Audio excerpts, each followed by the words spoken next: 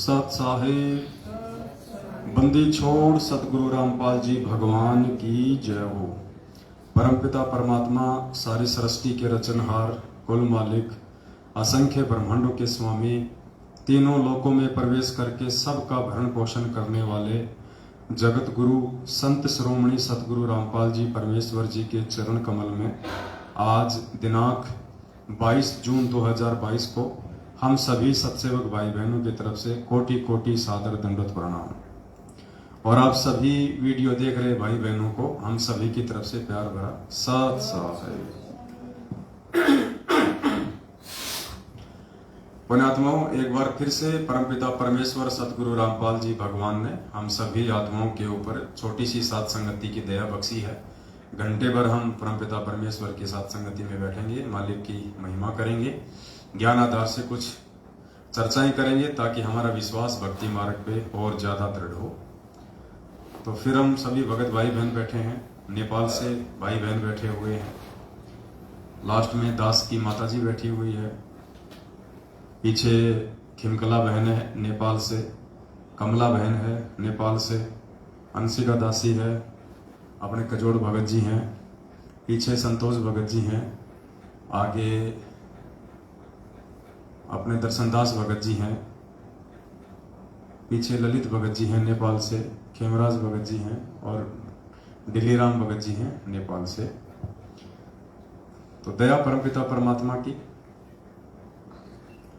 और सात संगति करने का या रखवाने का केवल एक ही मकसद होता है कि जितना जल्दी हो सके और जितना ज्यादा हो सके हम सतगुरु रामपाल जी भगवान को भगवान मान के, क्योंकि भगवान तो वे हैं ही, लेकिन हमारी जो अल्प बुद्धि है वो काल प्रेरित होने के चलते अभी उन्हें परमेश्वर के रूप में स्वीकार नहीं कर पा रही है।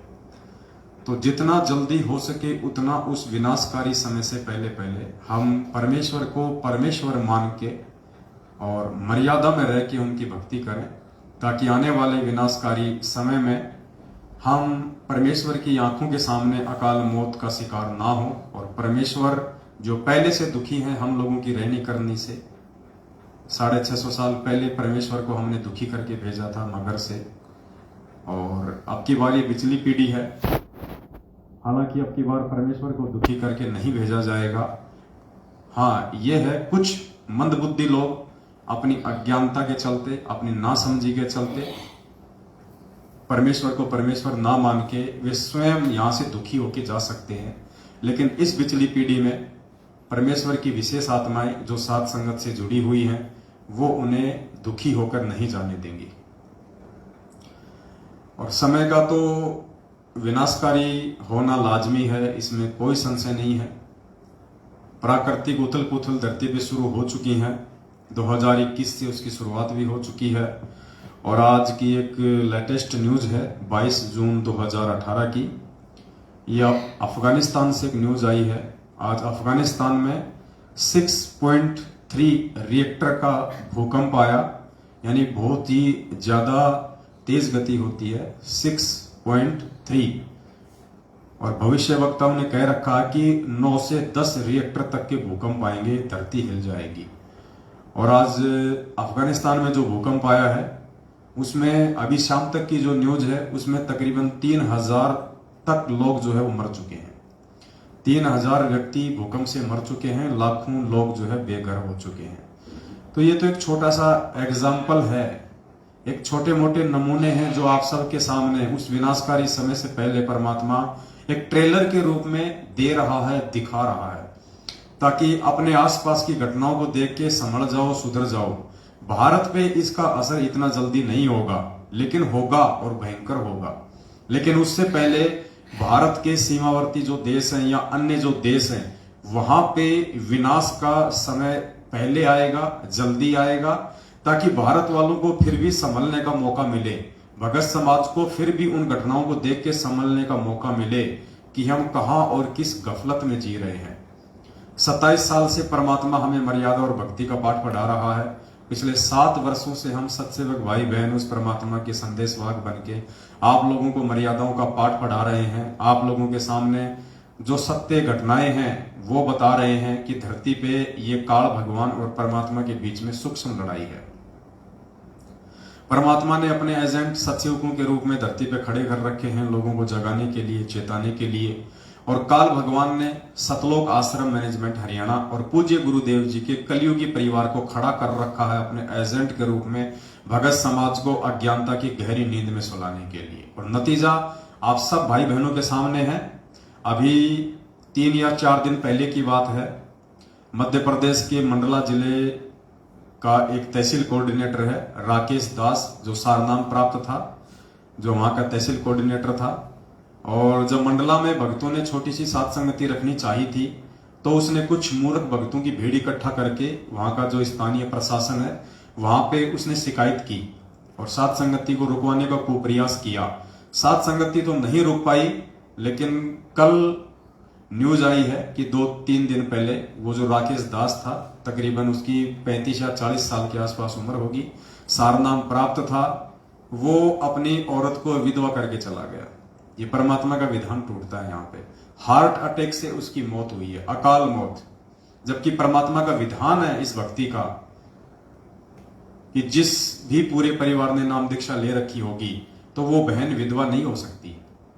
यानी पत्नी से पहले इस भक्ति मार्ग में आने के बाद यदि आप मर्यादाओं में हैं तो पति की मृत्यु नहीं हो सकती। जबकि राकेश दास सार नाम प्राप्त है, तहसील कोऑर्डिनेटर है, फिर भी इसकी हार्ट अटैक से अकाल मौत हुई है। पीछे बच्चों को रोता बिलखता छोड़ गया, इसकी औरत विधवा हुई है, जो परमात्मा का विधान टूटा है। तो बाकी जो भगत भाई बहन है, संगत वाले, जो अभी भी इस सतलोक आश्रम मैनेजमेंट हरियाणा और ये कोऑर्डिनेटर नामदान संचालक इनकी भांग के नशे में सोए पड़े हैं, उनको जागना चाहिए भाई। तुम्हारी आंखों के सामने तुम्हारे मुख्य सेवादार, कुछ दिन पहले बिहार का स्टेट कोऑर्डिनेटर राजदेव दास, हार्ट अटैक से उसकी मौत हुई, बाथरूम में बैठा बैठा मर गया। और परमात्मा कहते हैं मल द्वार से जिसकी आत्मा निकलती है वो सीधा नरक में जाता है। तो पुण्यात्मा, विचार आप लोगों ने करना पड़ेगा। हालांकि हमें यह भी पता है कि आप सभी लोग विचार नहीं कर सकते, आप सभी लोगों का बुद्धि स्तर उतना नहीं है जितना परमात्मा यहाँ पे चाहता है बनाना। लेकिन ये आपके अपने संस्कारों की कमजोरी है, इसमें परमात्मा का भी कोई दोष नहीं है। देखो, 27 साल से परमात्मा पूरी दुनिया को सत्संग कर करके समझा रहे हैं, और 8.5 अरब की जनसंख्या में से कितने लोग समझे? मुश्किल से 20 लाख लोग, मुश्किल से। क्योंकि 2014 बरवाला कांड तक केवल 14.5 लाख की संगत थी, उसके बाद में 5-6 लाख ही लोगों ने जोड़ दिए होंगे। हम कुल मिला के 20 से 25 लाख का आइडिया लगा ले संगत का हद मार के। बाकी झूठ बोलने वाले तो झूठ बोलते रहते हैं, 1 करोड़ हो गए, 2 करोड़ हो गए। हकीकत में परमात्मा की जो संगत है वो 20 या 25 लाख से ऊपर नहीं है। ये तो संगत का आंकड़ा है, भक्तों का आंकड़ा नहीं बता रहा मैं केवल भीड़ का आंकड़ा बता रहा हूं, संगत का आंकड़ा है। भगत तो मुश्किल से 1-2 लाख ही होंगे परमात्मा के, मुश्किल से 1-2 लाख, जिनमें आधे तो सात संगतियों से जुड़ चुके हैं और आधे जुड़ने की प्रोसीजर में है। धीरे धीरे रोजाना सैकड़ों की संख्या में भाई बहन सात संगतियों से जुड़ते जा रहे हैं।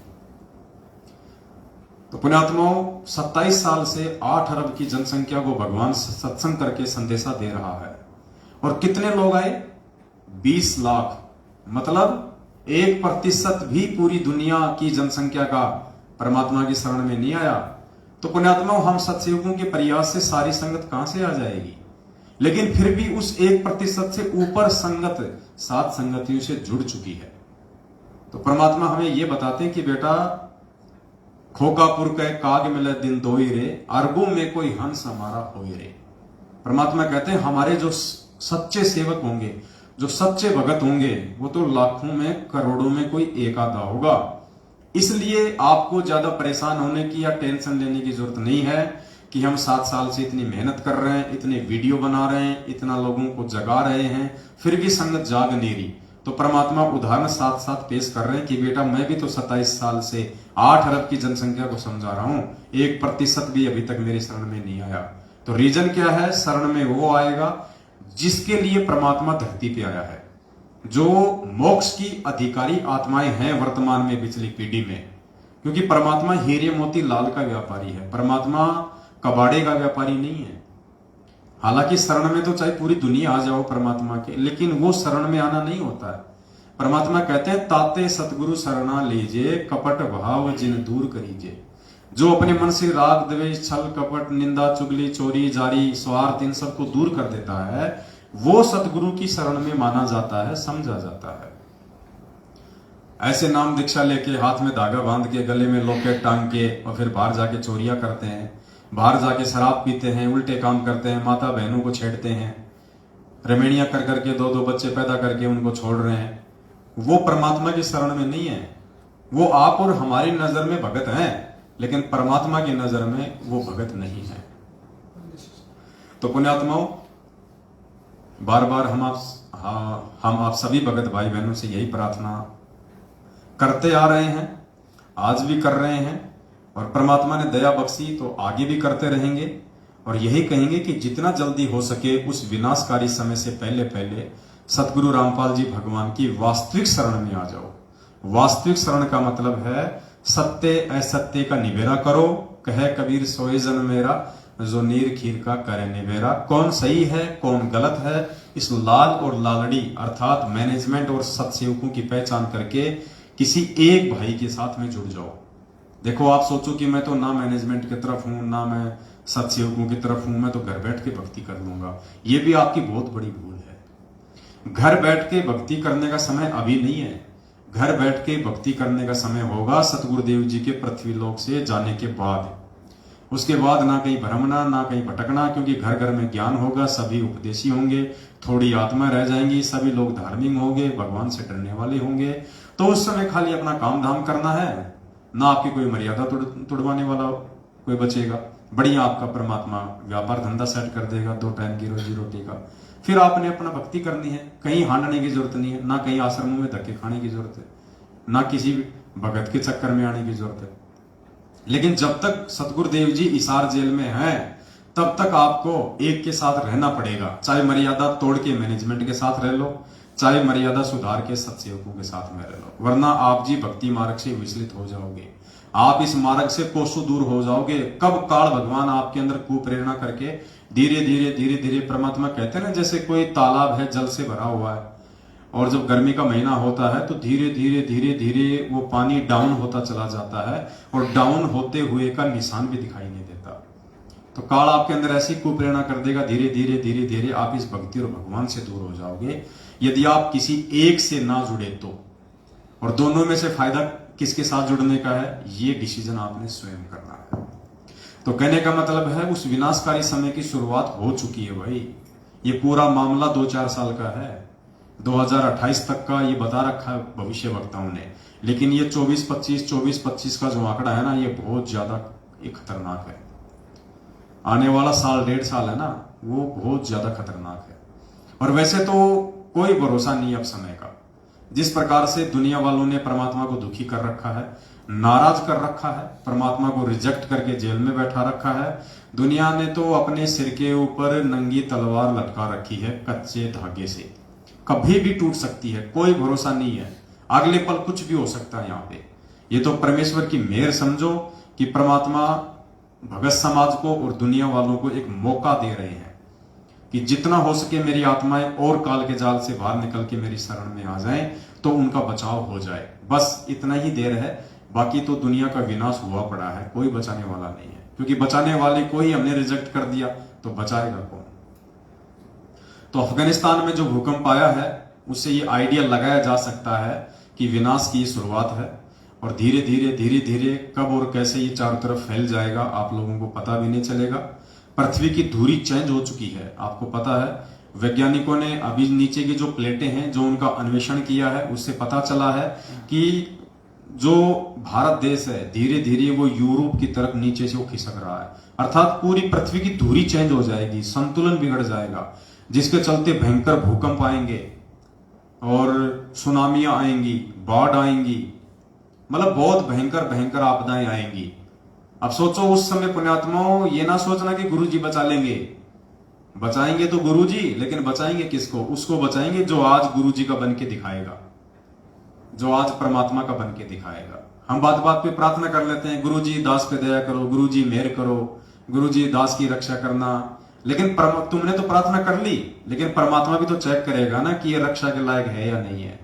परमात्मा भी तो चेक करेगा ना, 27 साल से मैंने जो ज्ञान दिया है ये उस ज्ञान को आधार बना के चल रहा है या ये मेरे परिवार की चापलूसी और देखा देखी में चल रहा है। परमात्मा चेक करेगा कि ये भगत कितना मर्यादा में है, कितना मर्यादा में नहीं है। उसके बाद गुरुजी रक्षा करेगा। गुरुजी आपके बाप का नौकर नहीं है, जो आप कहोगे वैसा गुरुजी कर देगा। तो पुण्यात्माओं, प्रार्थना है समय रहते साथ संगति से जुड़ जाओ। देखो, हम भी आपके भाई बहन ही है। अगर हम आपके दुश्मन होते या हम जिस प्रकार से हमारे को एक खलनायक के रूप में पेश कर दिया गया है संगत में मैनेजमेंट वालों के द्वारा अपने धार्मिक धंधे के लिए, कि कहीं जनता को सच्चाई पता ना चल जाए भगत समाज को, और हमारा ये ज्योति पाठ और दान का धंधा बंद ना हो जाए, ये रक्तदान और देह दान का धंधा बंद ना हो जाए, ये फर्जी आश्रम के लिए जमीन दान करवाने का धंधा बंद ना हो जाए। इन्होंने जिस प्रकार से हमारे को खलनायक बना के पेश कर रखा ना संगत में, तो इनका तो ये मजबूरी है करना, क्योंकि इनका तो वरना धंधा चौपट हो जाएगा। आप लोगों की क्या मजबूरी है? आपकी बुद्धि भी क्यों ऑफ हो रही है?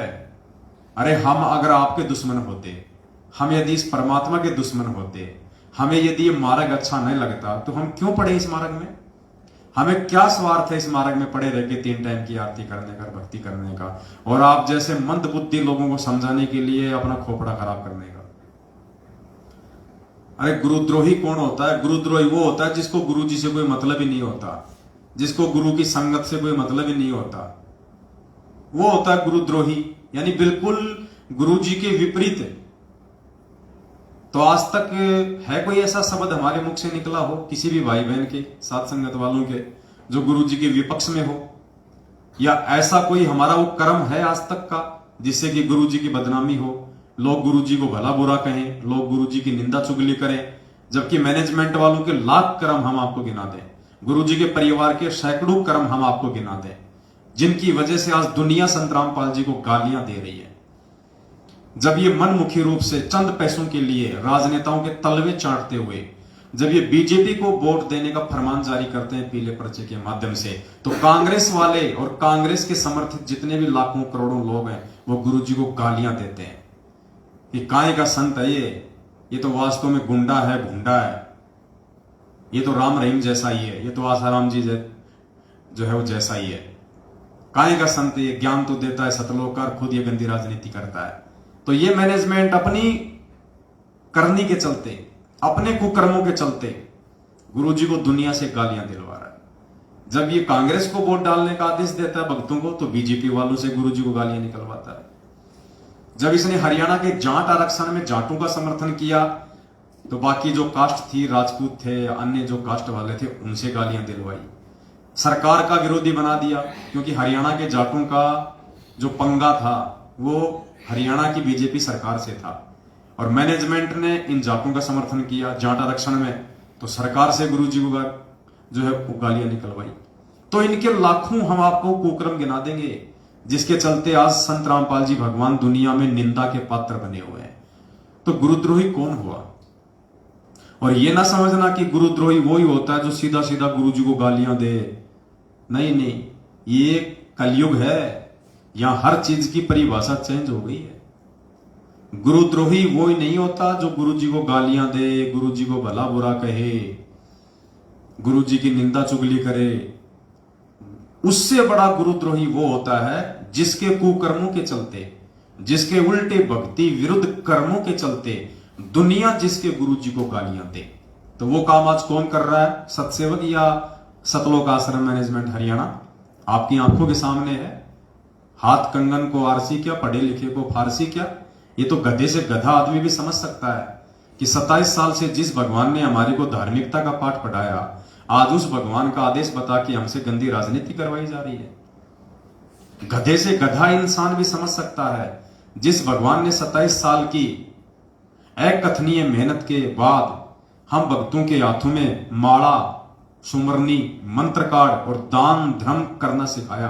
इन हाथों से, जिन हाथों को परमात्मा ने जोड़ना सिखाया, क्या बरवाला कांड में वो परमात्मा इन्हीं हाथों में अपने भक्तों के लठ पत्थर, पेट्रोल बम और बंदूकें पकड़ा के पुलिस वालों को मारने के लिए खड़ा करेगा सामने?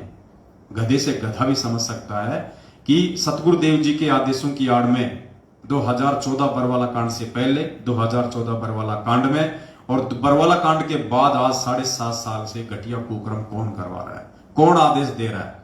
ये सारा का सारा आदेश गुरु जी का परिवार, गुरु जी का कलयुगी परिवार, उनका भगोड़ा भाई महेंद्र 7.5 साल से मुंह नहीं दिखा रहा। और मुझे तो अंदेशा है कि कहीं वो मर ना गया हो, मुझे तो अंदेशा है कि कहीं वो मर ना गया हो, क्योंकि 72 प्रकार के तो उसको रोग लगे रहते थे, डायबिटीज, शुगर, पता नहीं क्या क्या उसको रोग थे। उसको आश्रम में भी वो रोगी था, गोलियों का थैला भर के चलता था वो, क्योंकि गुरु को भगवान माना नहीं, गुरु के आदेशों में कभी चलता नहीं था, उसकी नजर गुरु जी की गद्दी पे रहती थी, तो ठीक कहां से होगा? तो मुझे तो अंदेशा है कि महेंद्र जो है वो मर चुका है। 7.5 साल से किसी ने देखा ही नहीं उसको, ना उसका कोई ऑडियो आया, ना उसकी कोई वीडियो आई, ना उसका कोई मैसेज आया, ना उसका कुछ ही नहीं। और मैनेजमेंट कहीं ना कहीं उसकी मौत को छिपा रहा है कि यदि संगत को पता चल गया कि गुरुजी का भाई महेंद्र मर गया तो संगत में कोई खलबली ना मच जाए, हमारा धार्मिक धंधा बंद ना हो जाए।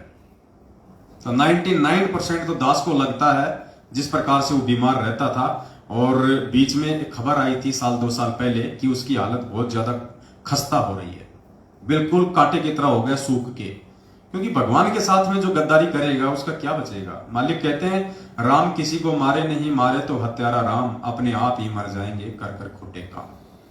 तो पुण्यात्माओं, कुछ नहीं बिगड़ेगा मैनेजमेंट का। क्यों नहीं बिगड़ेगा? क्योंकि भगत नहीं है। बिगड़ता किसका है? भगत का। ये तो काल के एजेंट हैं, गुरुजी के बेटा बेटी भाई बंधु रिश्तेदार जमाई, आपका स्टेट कोऑर्डिनेटर नामदान संचालक, इनका कुछ नहीं बिगड़ेगा, क्योंकि इनका तो पहले से ही सब कुछ बिगड़ा हुआ है। ये तो काल भगवान ने एक अपने एजेंट के रूप में चिन्हित करके इस पृथ्वी पे परमात्मा की शरण में लाके और इनको उस कमाल की तरह संगत के कर्म फुड़वाने के लिए धरती पे उतारा गया। परमात्मा ने कमाल को जीवित क्यों किया? ऐसे जीवित नहीं किया। परमात्मा ने कमाल को कोई भक्ति करवाने के लिए जीवित नहीं किया था। परमात्मा ने कमाल को जीवित केवल आज पिछली पीढ़ी वाले आप और हम जैसे मंद बुद्धियों की आंखें खोलने के लिए किया था कि काल उस पिछली पीढ़ी में भी ऐसा ही तांडव मचाएगा, ऐसा ही घटिया खेल खेलेगा। तो क्यों जीवित किया परमात्मा ने कमाल को? एक एग्जाम्पल के लिए। कैसे? कमाल को परमात्मा ने मुर्दे से जिंदा किया, एक तरीके से मालिक ने उसको नया जीवन दिया। और बचपन से परमात्मा ने उसको पढ़ाया लिखाया, जैसा भी था उस समय, उसको शिक्षा दी, उसको दीक्षा दी, अपने पास में रखा, उसको अपने बेटे जैसा उसको प्यार दिया। और आगे चल के वो कमाल गुरुद्रोही हुआ, परमात्मा की संगत को ले डूबा, मनमुखी रूप से वो गुरु बन के बैठ गया। गालियां तो उसने भी नहीं निकाली थी कभी परमात्मा को, राग द्वेष तो वो भी नहीं करता था इतना, निंदा चुगली तो कभी उसने भी नहीं की कबीर साहिब की, फिर भी वो गुरुद्रोही कहलाया। क्यों? उसके कर्मों के चलते, कर्मों के चलते वो गुरुद्रोही कहलाया। तो आज वो की वो स्थिति परमात्मा हमें समझाना चाह रहे हैं कि ये ना सोचना कि गुरुजी का भाई क्या कोई गद्दारी कर सकता है। अरे गुरुजी का बेटा है ये तो गुरुजी की बेटी है, ये थोड़ी ना ऐसा करेगी गुरुजी के साथ है। वो कमाल भी तो गुरुजी का बेटा ही था, जिसको मुर्दे से जिंदा किया था, बचपन से लालन पालन पोषण किया था, बड़ा किया था। वो भी तो गुरुजी के परिवार का ही सदस्य था, मेंबर था। परमात्मा ने इसीलिए उसको जीवित करके एक एग्जाम्पल दिया आप और हमारे जैसे नालायकों की आंखें खोलने के लिए कि जब तुम कलयुग की पिछली पीढ़ी में जाओ तो मूर्खो, मेरा परिवार समझ के मेरे भाई बंधु रिश्तेदार बेटा बेटी पे आश्रित ना हो जाना। वो सब काल के एजेंट होंगे, क्योंकि काल ऐसा ही खेल खेलता है। 650 साल पहले कमाल को भेज दिया परमात्मा का बाग उजाड़ने के लिए। फिर परमात्मा ने जब धर्मदास जी के माध्यम से अपने मार्ग को चलाने की योजना बनाई तो धर्मदास के परिवार में धर्मदास के बेटे नारायण दास के रूप में मृत्यु अंध नाम का अपना काल का दूत भेज दिया। और धर्मदास की आगे फिर वो छठी पीढ़ी में आ गया काल टकसारी पंथ से। गरीबदास जी के पंथ में भी ऐसा ही हुआ, नानक जी के पंथ में भी ऐसा ही हुआ, उसके दोनों बेटे उसके विरोध में हो गए। तो आज संत रामपाल जी के इस मार्ग को काल कैसे सही तरीके से चलने देगा? उनके भाई को भेज दिया अपने एजेंट बना के, उनके बेटा बेटी भेज दी अपने एजेंट के रूप में। उनके रिश्तेदार भेज दिए अपने एजेंट के रूप में, क्योंकि काल को पता है कि संगत ये ज्ञान लेने के बाद में जगत वालों से भ्रमित नहीं होगी। अगर संगत को भ्रमित करना है तो संगत वालों के माध्यम से कराओ और विश्वास पैदा करके कराओ। तो काल क्या करता है, पहले विश्वास पैदा करवाता है कुछ भक्तों के ऊपर, और उसके बाद विश्वास में लेके फिर भक्तों की आंखें फोड़ता है। तो ये गुरुजी का जो परिवार है ना, जिसके विषय में परमात्मा ने बहुत बार गहरी गहरी बातें बोल रखी है संगत में, यानी दुनिया का पहला संत है संत रामपाल जी महाराज, पहला संत जिन्होंने सार्वजनिक तौर पे सत्संग करते हुए लाखों की भीड़ के सामने ये कहा था कि पुण्यात्माओं, मेरे बेटा और बेटियों का नेचर क्या है, उनका व्यवहार क्या है। मैंने काफी बार आप लोगों को वीडियो सुनाया परमात्मा का, आज एक बार फिर से आप जीवों को परमात्मा का वो वीडियो दास सुनाएगा, जिसमें परमात्मा ने अपने बच्चों के विषय में सार्वजनिक तौर पे खुल के साथ संगत में बताया हुआ है कि उनके बच्चों का क्या नेचर है, क्या उनका स्वभाव है। इस सत्संग में परमात्मा कह रहे हैं कि इस दास की 4 संतान थी। पुण्यात्मा शब्दों पे ध्यान देना, गुरुदेव क्या कह रहे हैं, इस दास की 4 संतान थी, जबकि जीवित तो आज भी हो चारों। फिर गुरु जी ये क्यों कह रहे हैं कि थी, क्योंकि परमात्मा ने उनको रिजेक्ट कर दिया। परमात्मा कहते हैं साधु शब्दां परखिए और दुख पड़े घरनार, सूरवीर जद जानिए जब रण बाजे तलवार। तो संत और साधु की पहचान वो क्या कहना चाह रहे हैं, क्या संकेत कर रहे हैं, उनके शब्दों से होती है। तो परमात्मा कह रहे हैं वर्तमान में 2008 का सत्संग है ये, और उनकी चारों जो औलाद हैं, 2 बेटे 2 बेटियां, मंजू, अंजू, वीरेंद्र और मनोज, चारों अभी जिंदा हैं, इसी धरती पे हैं काल के एजेंट के रूप में। फिर भी गुरु जी कह रहे हैं कि मेरी 4 संतान थी यानी अब नहीं है। अब इससे बड़ा संकेत और कौन देगा, लेकिन मूर्ख नहीं समझेंगे, मूर्ख नहीं समझेंगे, क्योंकि परमात्मा कहते हैं जिसकी जितनी बुद्धि उतना दे बताए, उसका बुरा मत मानियो अधिक कहां से लाए। लेकिन समझदार भगत इन संकेतों को समझ के और सावधान हो जाते हैं, और आज साथ संगत से जुड़े हुए लाखों भाई बहन इन संकेतों को समझ के अपने आत्म कल्याण की ओर आगे बढ़ रहे हैं, ना कि बाकी संगत की तरह चापलूसी और जो है आधीनता को स्वीकार किए हुए।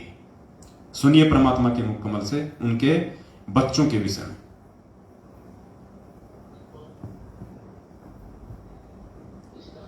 संतान 2 लड़के 2 लड़की थी।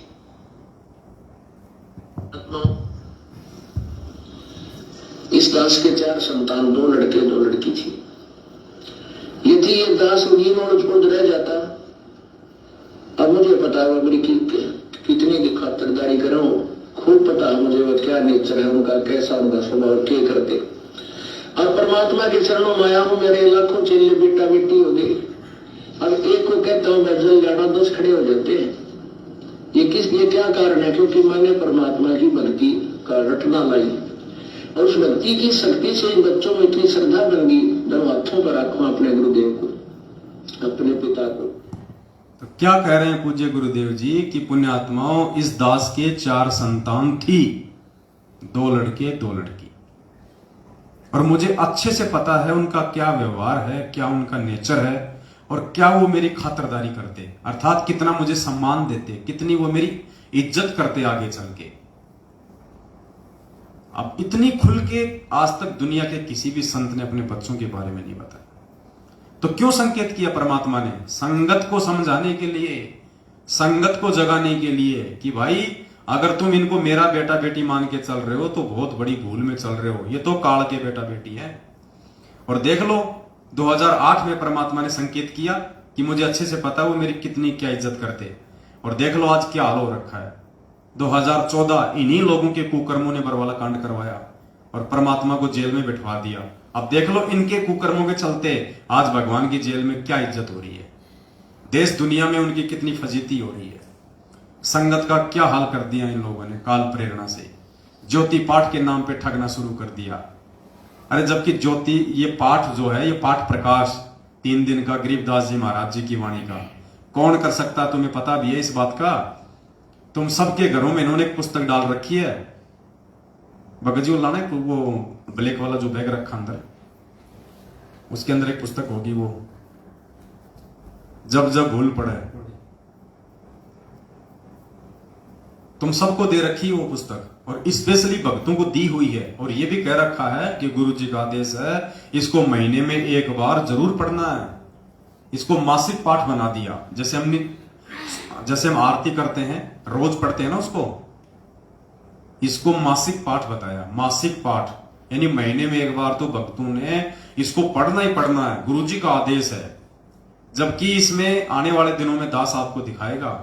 तुम लोग पढ़ते नहीं हो, और पढ़ते हो तो तुम्हारी बुद्धि में आ नहीं सकती ये बातें। क्यों नहीं आ सकती? क्योंकि इस पुस्तक को भी पढ़ने का एक फॉर्मूला है, और तुम लोगों को नहीं पता वो फॉर्मूला क्या है, और ना तुम्हें मालूम पड़ सकता। तुम जितना पढ़ोगे उतना तुम उलझते चले जाओगे। ये जो पुस्तक है ना, आने वाले दिनों में जिसका पोस्टमार्टम होगा परमात्मा के आशीर्वाद से, ये पुस्तक जैसे तुम पढ़ रहे हो वैसे नहीं पढ़ी जाएगी। ये पुस्तक पीछे से पढ़ी जाएगी। जैसे कुरान होती है ना, उसमें उल्टे शब्द पढ़े जाते हैं।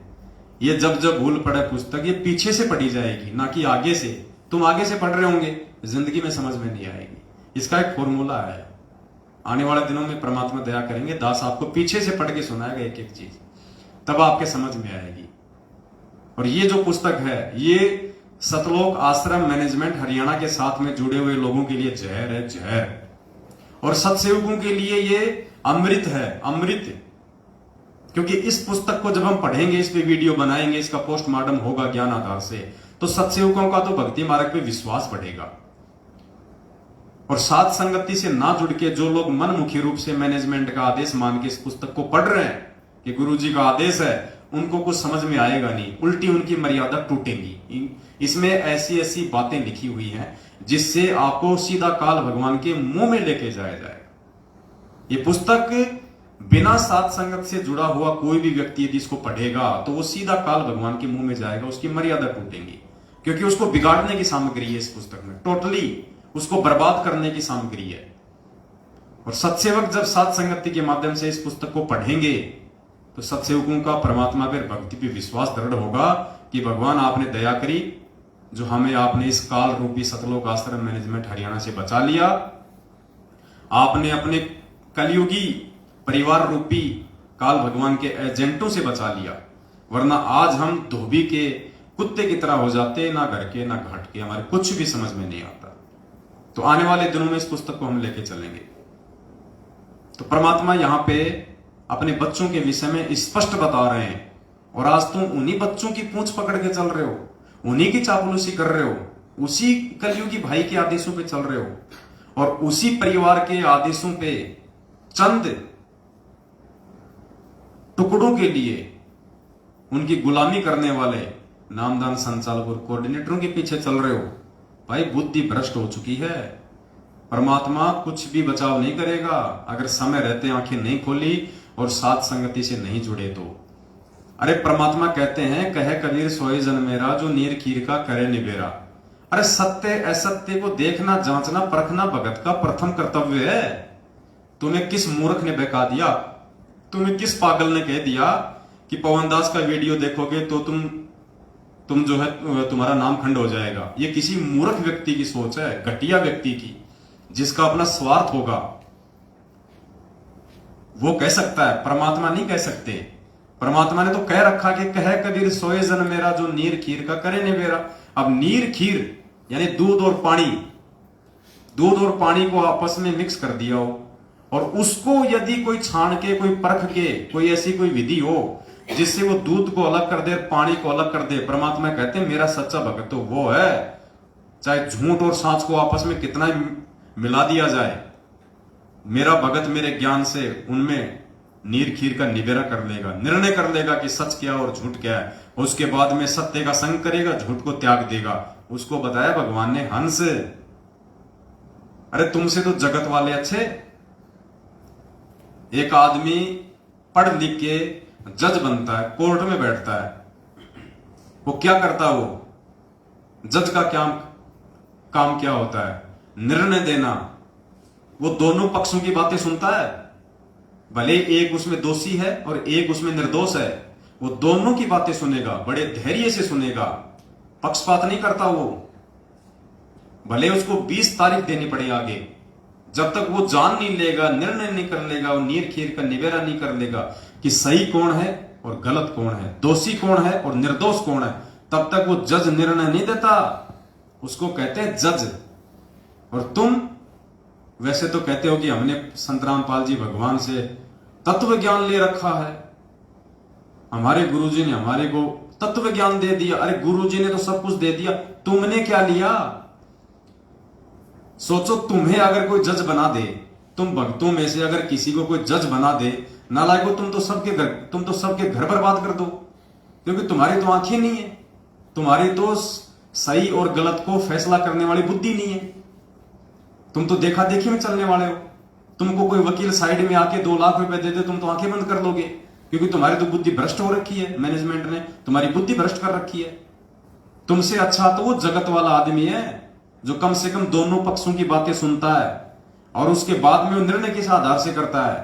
वो अपने आधार से निर्णय नहीं करता, वो दोनों पक्षों की बातों को फिर कानून की किताब से मिलाता है, संविधान से मिलाता है, और संविधान के अंतर्गत जो दोषी होगा उसको दोषी करार देगा, जो निर्दोष होगा उसको निर्दोष करार देगा।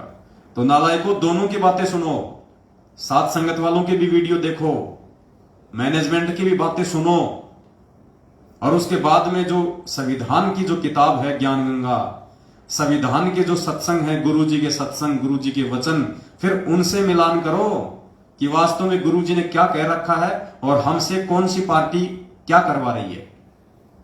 गुरु जी का संविधान कहता है भगत को राजनीति से कोसों दूर रहना चाहिए, राजनीति का तुमका 36 का आंकड़ा है, और तुम्हारे को उसी राजनीति रूपी खूटे के बांध दिया गया जानवर बना के।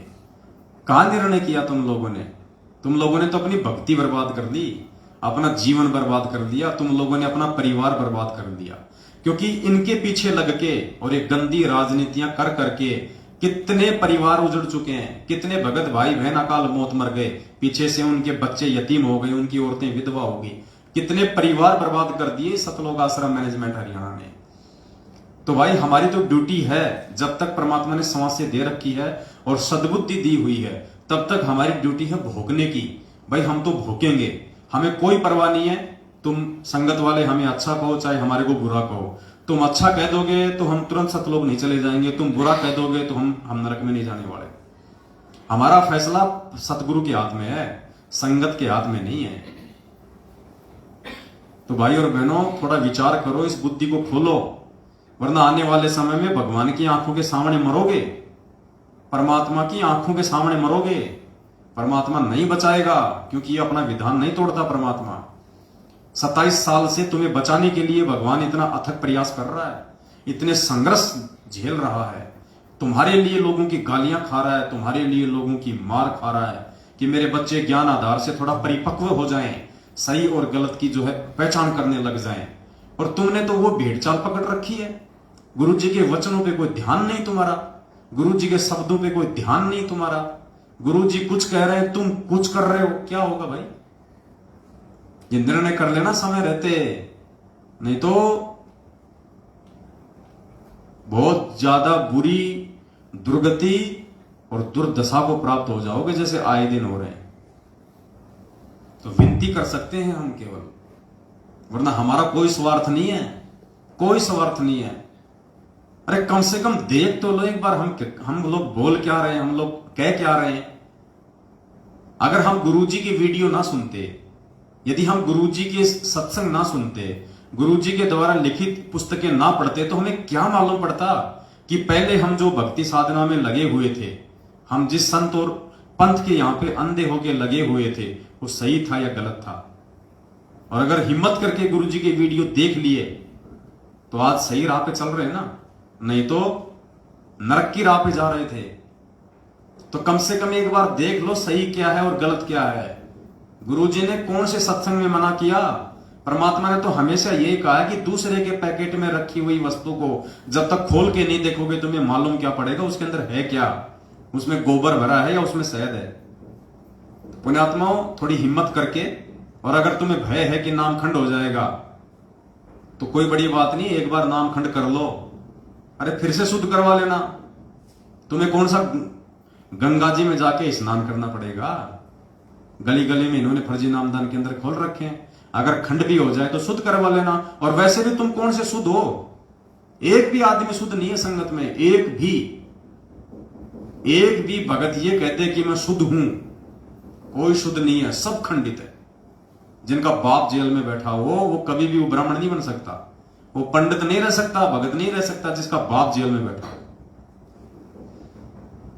और तुमसे ज्यादा खंडित तो ये तुम्हारा नाम शुद्ध करवाने वाले हैं। सबसे बड़े खंडित तो इन फर्जी नामदान केंद्रों का जो संचालन कर रहे हैं ना वो है, क्योंकि यही लोग तो तुमसे मर्यादा तोड़वाते हैं, यही लोग तो तुम्हें पीले पर्चे के आदेश बताते हैं, इन्हीं लोगों की तुम गुलामी करते हो। और ये करते हैं ऊपर वालों की गुलामी, मैनेजमेंट की, गुरुजी के परिवार की। तो तुमसे पहले तो तुम्हारे नामदान संचालक और ये कोऑर्डिनेटर लोग हैं, ये खंडित है, तो तुम कहां से शुद्ध हो जाओगे? और तुम जैसे लोगों से नाम शुद्ध करवाने वाले कहां से शुद्ध हो जाएंगे? कुछ नहीं, ये तो परमात्मा कहते हैं ना कि वो रमलू वाली और ताई वाली जो कहानी थी, बोले रमलू तने रो लियो, बोले ताई बोले आगे देखे जाना, रोए जाना। तो ये हाल करके छोड़ दिया तुम्हारा मैनेजमेंट ने, ना तुम घर के रहे ना तुम घाट के रहे। आज 90% संगत, जो भाई बहन सात संगत से नहीं जुड़े हुए हैं, धोबी के कुत्ते जैसी हालत है उनकी, भले वो शर्मा शर्मी में किसी को ना बताओ। और अच्छी आत्मा है वो जो लोग समय रहते समझ गए, और आज भी धीरे धीरे समझते जा रहे हैं, लेकिन समय ज्यादा नहीं है। आगे का समय समझने समझाने का नहीं रहेगा, कुछ नहीं। जब आपत्ति आएगी, पूरे संसार पे विपत्ति आएगी, विनाश का समय शुरू होगा, तो तुम्हारे TV, radio, internet, mobile, WhatsApp, YouTube, mobile सब बंद हो जाएंगे। घर में घुसे रहोगे जैसे कोरोना के समय 2 महीने तुम घर के बाहर नहीं निकल सकते थे।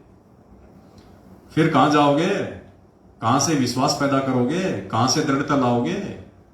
ये दृढ़ता उस समय उन आत्माओं में रहेगी, ये विश्वास परमात्मा उन आत्माओं में प्रकट करेगा जो आज सात संगति से जुड़ के पांचों यज्ञ की खीर खा रहे हैं, अपने गुरु को भगवान मान के भोग लगा रहे हैं, भक्ति कर रहे हैं, मर्यादाओं में रह के और परमात्मा के मार्ग पे चल रहे हैं। उन आत्माओं को दृढ़ता मिलेगी, उन आत्माओं के साथ में उस समय सतगुरु रामपाल जी भगवान रहेंगे। तुम जैसे राजनीति करने वालों के साथ में तो काल भगवान भी अपना नाता तोड़ लेगा। खैर तुम्हारी मर्जी, हमारा तो काम है भाई बताने का, समझाने का। हम तो अपना जो फर्ज है वो पूरा हम करेंगे, बाकी आप भाई बहनों की अपनी अपनी अपनी समझ है। तो एक शब्द है परमात्मा का, पूज्य गुरुदेव जी के द्वारा लिखा हुआ है। शब्द को हम महिमा के रूप में गाएंगे और समझने का प्रयास करेंगे कि परमेश्वर ने इस शब्द के माध्यम से हम भक्तों को क्या जो है निर्देशित किया है। सत साहिब गुरु से लगन कठिन है रे भाई, गुरु से लगन कठिन है रे भाई। लगन लगे बिन काज न सरता, लगन लगे बिन काज न सरता। जीव पर ले हो जाई, गुरु से लगन कठिन है रे भाई, गुरु से लगन कठिन है रे भाई। क्या करे परमात्मा? गुरु से लगन कठिन है रे भाई। पुण्यात्मा सबसे पहली जो लाइन है ना, सबसे पहली जो लाइन, ये पूरा निष्कर्ष है इस पूरे शब्द का। गुरु से लगन कठिन है रे भाई। आज 90% संगत की जो लगन है वो गुरु जी से नहीं है। गुरु से लगन का मतलब गुरु जी से एक रस हो जाना, गुरु जी को परमात्मा मान लेना, उसको कहते हैं गुरु से लगन लगना। यानी एक से जब आपकी लगन लग जाएगी तो दूसरे की आपको उम्मीद नहीं रहेगी, दूसरे की आपको आशाएं नहीं रहेगी। तो गुरु जी कहते हैं कि गुरु से लगन लगाना ही कठिन है, भक्ति कठिन नहीं है। अब 90% संगत की कैसे गुरु जी से लगन नहीं लग रही? क्योंकि जिन जिन लोगों ने ये 14 जून 2022 को एक कागज की फोटो के साथ में लगन लगा के उस काल्पनिक फोटो को अपना भगवान मान के उसका प्रकट दिवस मनाया है, उनकी कहां से गुरु में लगन है? कहां तुम्हारी गुरु में लगन हो गई? तुमने तो कागज की एक काल्पनिक फोटो से लगन लगाई है, अपने गुरु से कहां लगन लगाई? अगर गुरु से तुम्हारी लगन होती तो 14 जून को उधर मुंह करके भी नहीं सोते। और 8 सितंबर के दिन सतगुरु रामपाल जी भगवान का प्रकट दिवस मना के फिर साबित करते कि हमारी लगन तो हमारे जिंदा कबीर सतगुरु रामपाल जी भगवान से है। तुम्हारी कहां लगन है सतगुरु से? इसीलिए तो भगवान ये शब्द बनाए हमारी आंखें खोलने के लिए कि मूर्खों कहां चल रहे हो तुम। नाम ले लिया, गले में लॉकेट डाल लिया, हाथ में रक्षा सूत्र बांध लिया और कह दिया मैं संत रामपाल जी का भगत, I am the follower of Sant Rampal जी, लगा लिया फेसबुक पे गोड़ गोड़ स्टेटस। ऐसे कोई गुरुजी से लगन लगती है क्या? ऐसे कोई गुरुजी का भगत माना जाएगा क्या? तो परमात्मा कहते हैं गुरु से लगन कठिन है रे भाई। और जिन आत्माओं की परमात्मा से लगन लग गई, जिनकी अपने सतगुरु से लगन लग गई, उन्हीं का बेड़ा पार होता है। कागज की फोटों से लगन लगाने वाले का बेड़ा पार नहीं होता। एक आत्मा के 2 पति जो बनाएगा वो तो नरक में जाएगा। गुरु गोविंद 2 नहीं भाई, जो 2 समझेगा वो दोजक में जाए। तो 14 जून को तो तुम एक तो मना रहे हो कागज की फोटो को, फिर 8 सितंबर को जैसा मैनेजमेंट तुम्हें कहेगा जन्मदिन मनाना तो तुम जन्मदिन मना लोगे, अवतरण मनाना तो तुम अवतरण मना लोगे, त्योहार मनाना तो तुम 8 सितंबर को त्योहार मना लोगे।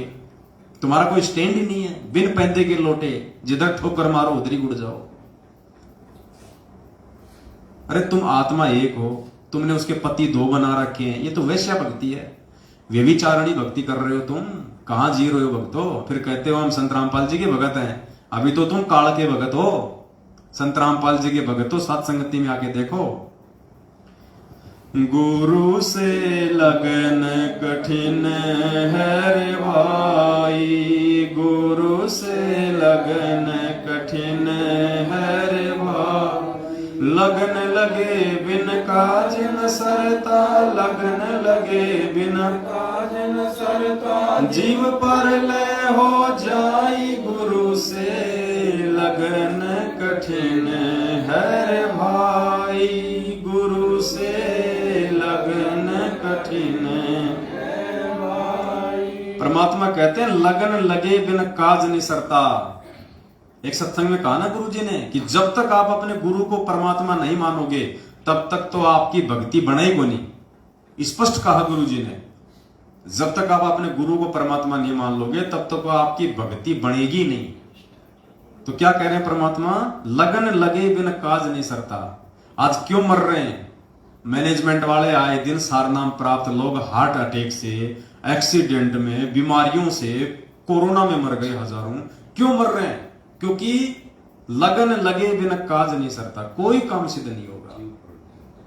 और जीव प्रलय हो जाए यानी अकाल मौत, मरेंगे फिर। तो इस शब्द के अनुसार वही तो सब कुछ हो रहा है।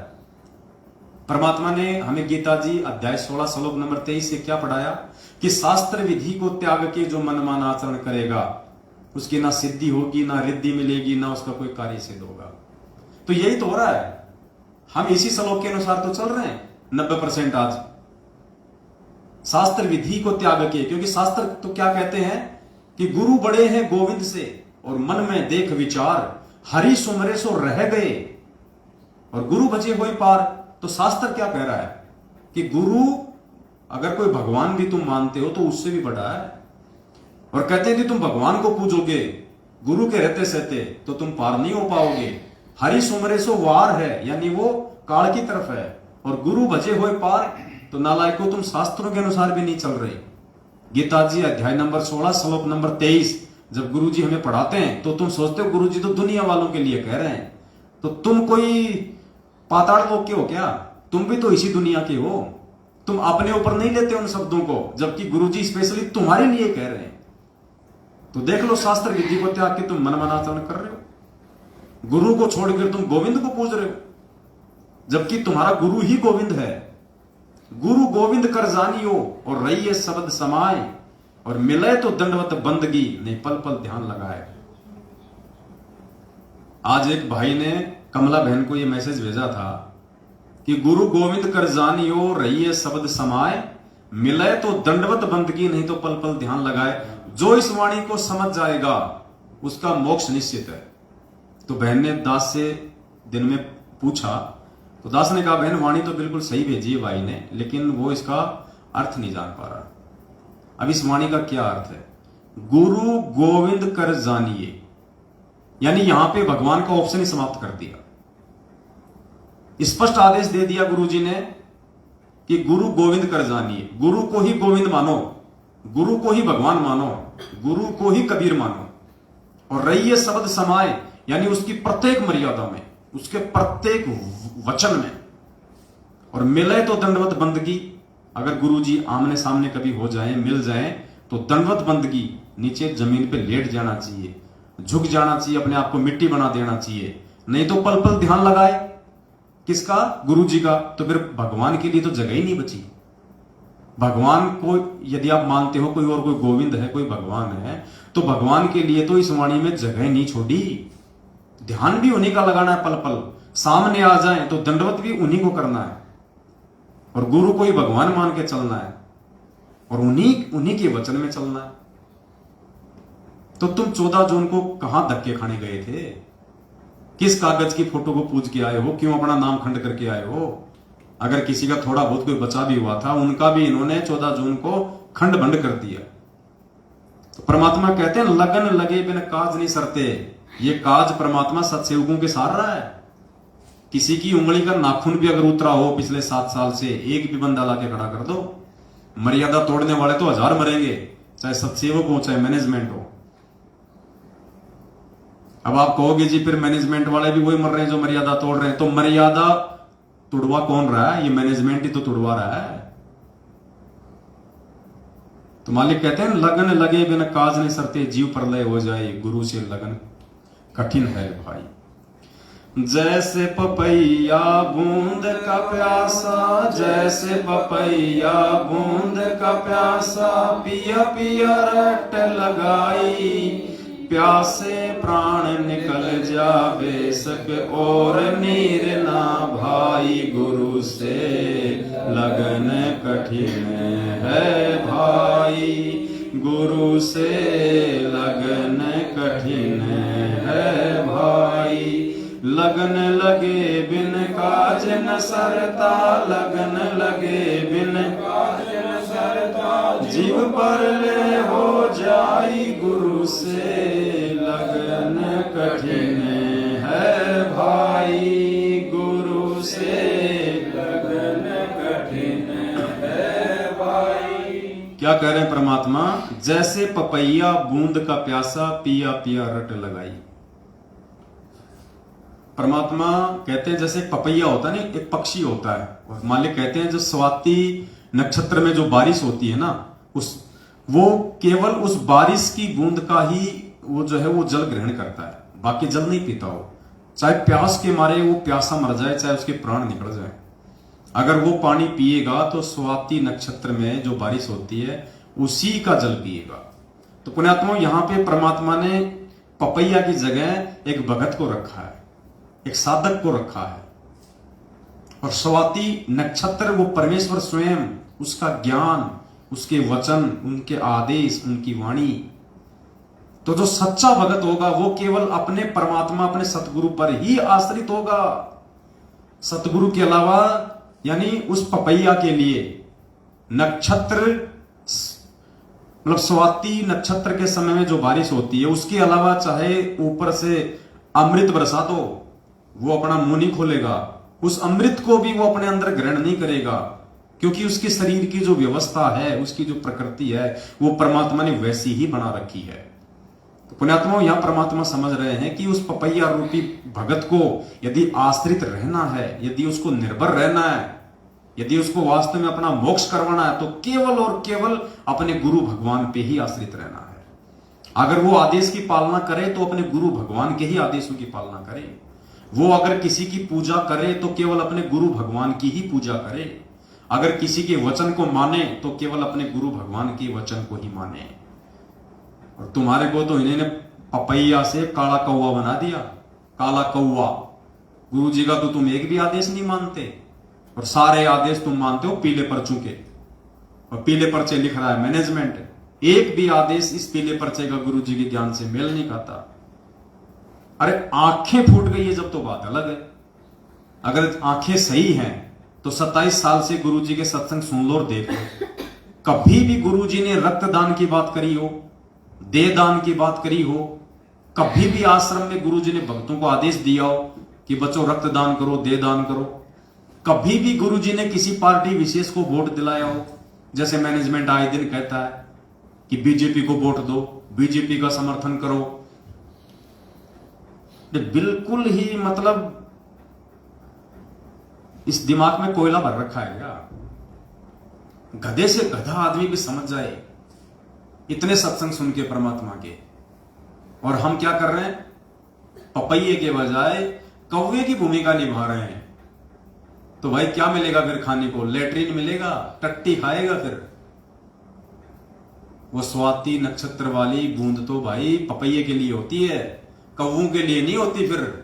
फिर तुम्हारे काज नहीं सर सकते। और अगर किसी के थोड़े बहुत काज सर रहे हैं तो समझ लेना तुम्हारी बैटरी चल रही है, परमात्मा का आशीर्वाद नहीं चल रहा। तो परमात्मा कहते हैं जैसे पपैया बूंद का प्यासा पिया पिया रट लगाई। अब बताओ, तुम्हारे को सार नाम तो लेना था अपने सतगुरु से। पपैये को बूंद तो पीनी थी स्वाति नक्षत्र की, और पिला दिया उनको ऊपर से तेजाब। अरे तुम्हारे को ये सार नाम तो लेना था अपने सतगुरु से। जैसे पपैया बूंद का प्यासा, हमें वो सार नाम रूपी बूंद अपने सतगुरुदेव जी के मुख कमल से लेनी थी। और तुम्हारे को इन काल एजेंटों ने सार नाम के नाम पे वो तेजाब पिला दिया, तेजाब, ये कहके कि ये स्वाति नक्षत्र की बूंद का जल है। तो बताओ तुम्हारे काज कहां से सरेंगे? भेड़ चाल में चलने वालों के काज कहां से सरेंगे? जैसे पपैया बूंद का प्यासा पिया पिया रट लगाई। हम लगा रहे हैं रट, हम सत्सेवक। देखो परमात्मा की महिमा उनके आशीर्वाद से।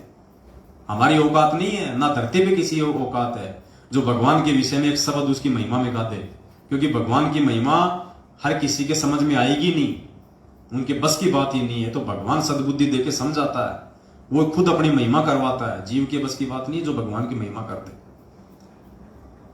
तो पिया पिया रट तो कौन लगा रहा है? ये सात संगत वाले भाई बहन लगा रहे हैं पिया पिया रट। अपने सतगुरु को पल पल याद कौन कर रहा है? उनकी महिमा कौन गाना आ रहा है? हम सार नाम की होड़ में नहीं भागते। हम सार नाम की दौड़ में 15-15 हजार रुपए देके अपना शिष्य धर्म को नष्ट नहीं करते। तो सात संगत से भाई बहन अपने गुरु को भोग लगा लगा के, उनको परमात्मा मान मान के उनको रिझा रहे हैं उनको। तो ये पिया पिया रट, ये सतगुरु सतगुरु रट कौन लगा रहा है? सात संगत वाले भाई बहन लगा रहे हैं। तो निर्णय कर लेना, आप लोग मैनेजमेंट की कुशांति करके कौवे की श्रेणी में हो या सात संगत से जुड़ के पपैये की श्रेणी में हो। जैसे पपैया बूंद का प्यासा पिया पिया रट लगाई, प्यासे प्राण निकल जा बेशक और नीर ना भाई। हमें तो केवल सतगुरु के हाथों से ही सार नाम रूपी नीर पीना है। दूसरे के हाथ का तेजाब नहीं पीना, वो काला पानी नहीं पीना, कोयले का पानी नहीं पीना भाई। जो कोयले का पानी पिएगा फिर क्या होगा? उसका लीवर खराब होगा, फिर वो अकाल मौत मरेगा। देख लो आए दिन सैकड़ों लोग मर रहे हैं संगत में अकाल मौत। अरे और तो छोड़ो, ये जो राजस्थान के सोजत में जो इन्होंने फर्जी आश्रम बना रखा, अब की बार वहां पे इन्होंने जो प्रकट दिवस मनाया है, कल के अखबार में न्यूज आई है उनके प्रकट दिवस पे जो भंडारा जो बच गया था, क्योंकि भंडारा इन्होंने 4-5 लाख के लिए बनाया, संगत वहां गई नहीं 1 लाख भी। तो भंडारा का क्या करेंगे? भंडारा इन्होंने फेंक दिया, भंडारा इन्होंने वहां पे नालों में फेंक दिया। और कल की न्यूज आई है 1 भैंस और 9 गाय मर गई वो खाना खा के।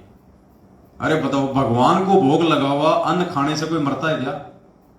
1 भैंस और 9 गाय मरी है, इनके ऊपर मुकदमा करवाया कल वहां के लोगों ने। और जबकि गुरुदेव ने स्पष्ट बोल रखा कि ऐसे यदि कोई भंडारा यदि बच जाता है, पाठ का भंडारा, क्योंकि वहां तो पाठ चल रहा था ना, पाठ का यदि भंडारा यदि बच जाता है तो गुरुजी ने कहा कि या तो उसको जल प्रवाह करो या उसको जमीन में खड्डा खोद के डालो। इसी पुस्तक में लिखा हुआ है, इसी में। इसीलिए तो दास कह रहा है ना कि तुम्हारे को बिल्कुल विपरीत चलाया जा रहा है, इस पुस्तक के विपरीत।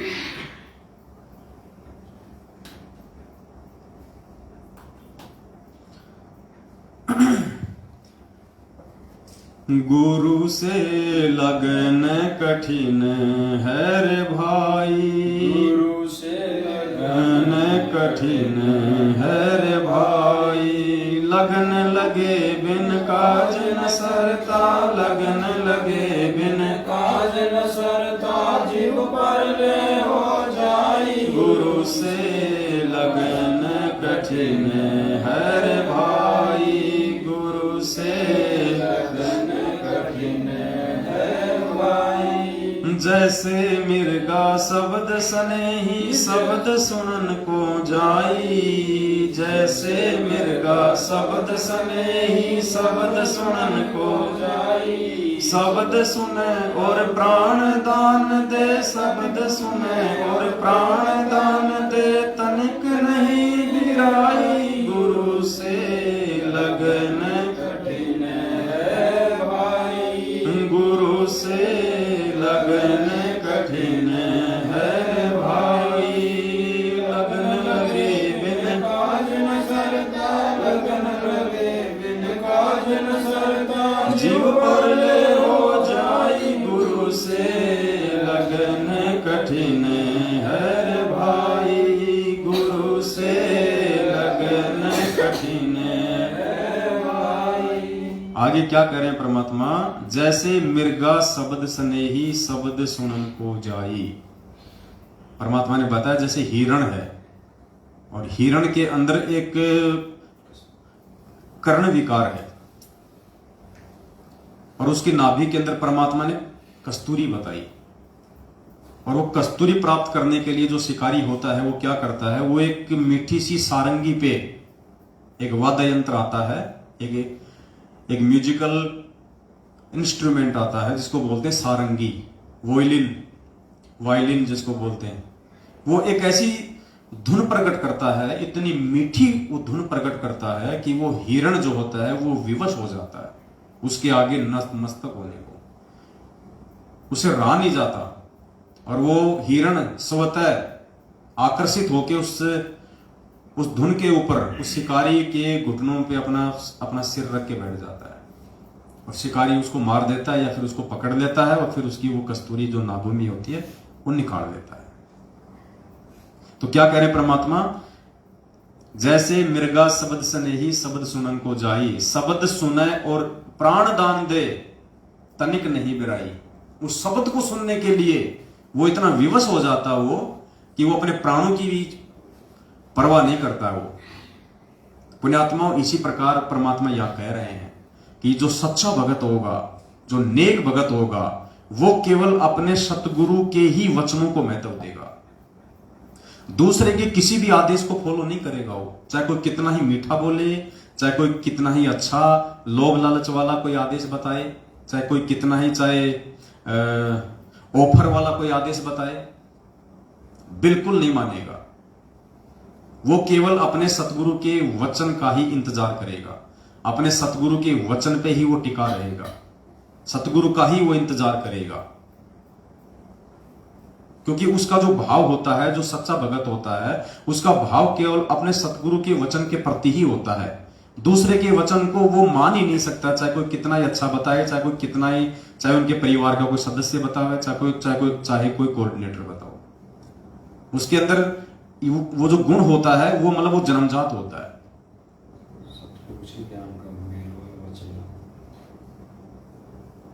हाँ, यदि कोई बात कोई कह रहा है और वो वचन यदि परमात्मा के वचनों से मेल खाते हैं तो ठीक है, वो स्वीकार्य है। जैसे हम कहते हैं बार बार कि भाई ये जो पीले पर्चे हैं, ये जो फर्जी लेटर हैं, ये जो नकली ऑडियो है, ये गुरुजी की है या नहीं है, हम इन चीजों पे नहीं जाते। यदि इनमें कोई बात हमारे गुरुजी के वचनों से मेल खाएगी तो हमारे को स्वीकार्य है, अन्यथा बिल्कुल भी स्वीकार्य नहीं है, भले चाहे गुरुजी ने ही भेजे हो। क्योंकि सच्चे भगत की एक खासियत होती है, अब उस वायलिन या वो जो शिकारी जो वो धुन प्रकट करता है, उससे अच्छी अच्छी धुन तो और भी होती है, बहुत ज्यादा होती है। वो हिरण उनके ऊपर आसक्त नहीं होता, वो ध्यान ही नहीं देता उस तरफ वो हिरण कि कौन भोग रहा है। लेकिन जब उसको अपने सतगुरु वाली वो धुन जब उसको सुनाई देगी तो फिर वो जो है मतलब विवश हो जाता है, वहां पे उसको ब्लाइंड फेथ करना पड़ता है। तो पुण्यात्मा संगत ने आज क्या किया पिछले 7 वर्षों से, ये पीले पर्ची रूपी मीठी मीठी धुन, ये फर्जी लेटर रूपी मीठी मीठी धुन, ये नकली ऑडियो रूपी मीठी मीठी धुन आप लोगों को काल भगवान की प्रेरणा से ये मैनेजमेंट सुना रहा है और आप लोग इन पे आसक्त हो रहे हो।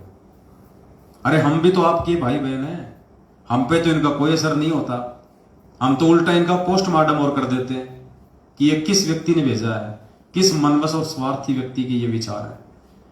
27 साल से भगवान के विचार सुन के हम इतना भी निर्णय नहीं कर सकते कि हमारे गुरुजी ने हमें क्या वचन कहे, हमारे गुरुजी ने भक्ति मार्ग पे हमारे को किस प्रकार से चलने के लिए आदेशित किया है, कि हम इतना भी नहीं जान सकते। साल भर तक टीचर ने पढ़ाया भारत की राजधानी नई दिल्ली, भारत की राजधानी नई दिल्ली, और जब परीक्षा का समय आया और उसमें कोई कहता कि बेटा भारत की राजधानी पंजाब, तो कोई मूर्ख व्यक्ति पंजाब लिखेगा, समझदार नहीं लिखेगा। तो कोई मूर्ख व्यक्ति होगा जो इन पीले पर्चों को गुरुजी का आदेश मान के इस राजनीति का हिस्सा बनेगा और अपने कर्म फोड़ेगा। तो ये जो मिर्गा वाली जो भूमिका है, ये पुण्यात्माओं साथ संगति से जुड़ के सत्सेवक भाई बहन निभा रहे हैं, क्योंकि उन्हें अपने परमात्मा का जो शब्द है, जो परमात्मा की जो वाणी है, परमात्मा की जो धुन है, वो उन्हें याद है। हम केवल अपने परमेश्वर के वचनों पे आकर्षित होते हैं, किसी दूसरे के वचनों पे आकर्षित नहीं होते जो परमात्मा के ज्ञान से मेल ना खाए। तो मालिक कहते हैं, जैसे मिर्गा शब्द स्नेही शब्द सुनन को जाई, शब्द सुने और प्राण दान दे तनिक नहीं बिराई, गुरु से लगन कठिन है भाई। आगे परमात्मा कहते हैं, जैसे सती चढ़े सल ऊपर पिया रहो मन भाई, जैसे सती चढ़े सल ऊपर पिया रहो मन भाई, अग्नि देख डरे ना मन में, अग्नि देख डरे ना मन में, हंस हंस जा जल जाई, गुरु से लगन कठिन है भाई, गुरु से लगन कठिन है भाई, लगन लगे बिन काज न सरता, लगन लगे बिन काज न सरता, जीव पर ले हो जाई, गुरु से लगन कठिन है भाई, गुरु से लगन कठिन है भाई। क्या करें परमात्मा, जैसे सती चढ़े सल ऊपर पियो रहे मन भाई, अग्नि देख डरे ना मन में, हंस हंस जा जल जाए। परमात्मा एक दृढ़ भगत को समझाते हुए दृढ़ भगत को कह रहे हैं कि जैसे पहले के समय में परमात्मा ने बताया कि जब भारत देश अंग्रेजों का गुलाम था और हमारे देश में सती प्रथा थी। सती प्रथा यानी यदि किसी औरत का पति यदि मर जाता था तो औरत को उसकी चिता पे साथ साथ जो है वो जला दिया जाता था, उसको सती का नाम दिया जाता था।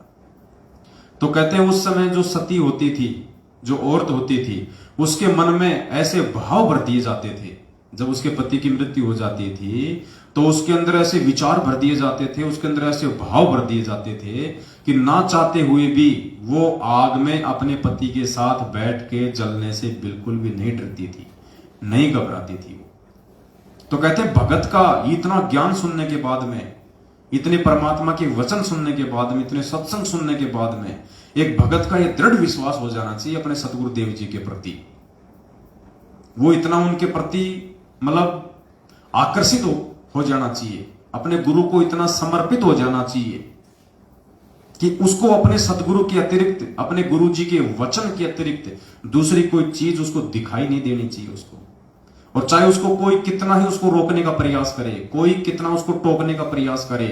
कहते हैं जैसे सती चढ़े सल ऊपर पियो रहे मन भाई, अग्नि देख डरे ना मन में, हंस हंस जा जल जाए। वो आग को भी देख के नहीं डरती। उसके घर वाले कहते हैं कि ये छोड़ देना, ये तू क्या करेगी जल के, देख तेरे छोटे छोटे बच्चे हैं, इनको कौन पालेगा। उसको संपत्ति का उसको लालच दिखाया जाता है, उसको बाल बच्चों की मोह ममता में उसको मतलब फंसाया जाता है। लेकिन वो तो मतवाली हो जाती है, उस पर तो नशा सवार हो जाता है कि नहीं, अगर मेरा पति नहीं तो मैं भी नहीं, मेरे पति का कोई वजूद नहीं तो मेरा भी कोई वजूद नहीं। हमारे राजस्थान के सांबर में एक संत थे, उनके विषय में एक कथा प्रचलित है, मुझे उनका नाम नहीं पता, दोनों गुरु शिष्य का।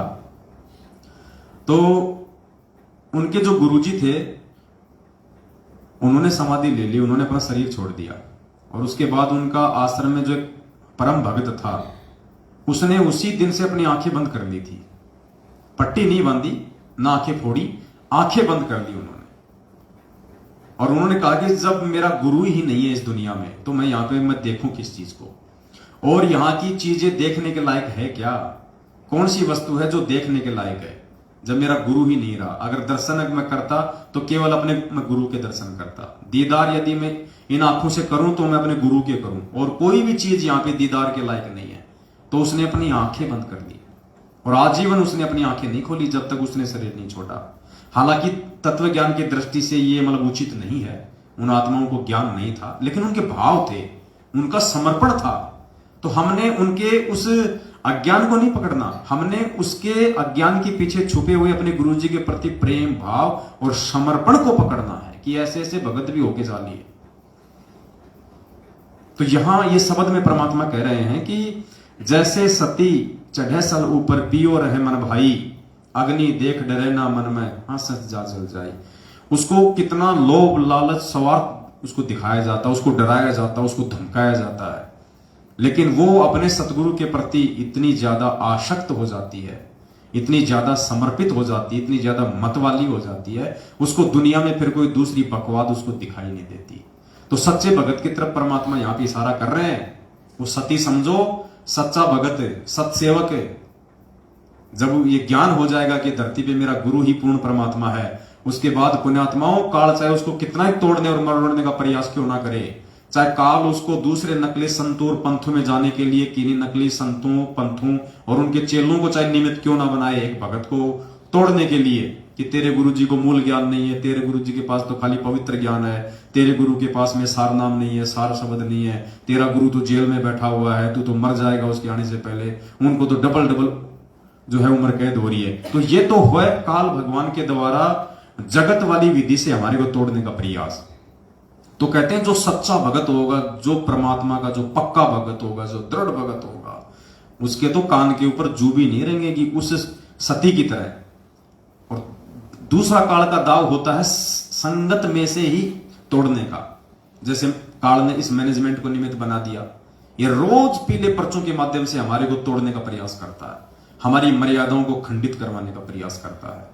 ये रोज नकली ऑडियो फर्जी लेटर के माध्यम से भक्तों की मर्यादा तोड़वाने का प्रयास करता है। भक्तों को गुरुद्रोही के नाम पे डराया जाता है, धमकाया जाता है। भक्तों के घरों में जा जाके ये लोग पिटाई करते हैं। क्यों? काल का दबाव ऊपर से कि साम दाम दंड भेद, कोई भी घटिया नीति अपनाओ, मेरा आहार मेरे पास भेजो, इनकी मर्यादा तोड़ाओ। एक बार मर्यादा टूटी नहीं और वो भगत सतगुरु से दूर हुआ नहीं, उसके बाद काल इसको मार के अगले जन्म इसको गधा बना के छोड़ देगा, फिर कोई टेंशन नहीं उसको। तो पुण्यात्माओं, इस प्रकार हमने उस सती की जैसी भूमिका निभानी है भक्ति मार्ग पे अपने सतगुरु के प्रति। जैसे वो अपने पिया के प्रति इतनी मतवाली हो जाती है, उससे अपने बच्चों का भी मोह दिखाई नहीं देता। तो गुरु जी हमें समझा रहे हैं कि नालायको, ये पांचों यज्ञ की खीर खा खा के, साथ संगति से जुड़ जुड़ के, ये प्रमाण और सबूत देख देख के इतने दृढ़ हो जाओ अपने गुरु जी पे कि ये यदि कल ही यदि आ जाए गुरु जी के, चल बेटा सतलोक, तो पीछे से ना तो उन बच्चों में कोई मोह होना चाहिए। जैसे वो सती को दिखाते हैं ना कि देख तेरे छोटे छोटे बच्चे हैं, तू कहां आग में जलने जा रही है, इनको कौन पालेगा, ताकि उसको दया आ जाए, ताकि उसका मन डिग जाए और वो आग में ना जले, सती ना हो। लेकिन वो नहीं सुनती, किसी की नहीं मानती। तो इसी प्रकार गुरुजी हमें उस सती वाली प्रोसीजर में लेके आना चाहते हैं कि तुम मेरे ऊपर इतने आसक्ति, इतने मत वाले हो जाओ कि गुरुजी ने कह दिया बेटा सामने कुआं है, कूद जा, तो कूद जा। ये मत देख कि वो कितना ऊंडा है, ये झुक के मत देख, और ये मत कह कि गुरुजी इसमें तो पानी नहीं है, सूखा है, कहीं मेरा पैर ना टूट जाए। गुरुजी ने कह दिया कूद जा, तो कूद जा बस। गुरुजी ने कह दिया सामने बेटा पत्थर रखा है, इसको खाने लग जाओ, भले तुम्हारे दांत टूट जाएं। तो ऐसे परमात्मा हमें बनाना चाहते हैं। और वो हम बनेंगे कब? जब हमारी लगन हमारे एक गुरुजी से लगेगी।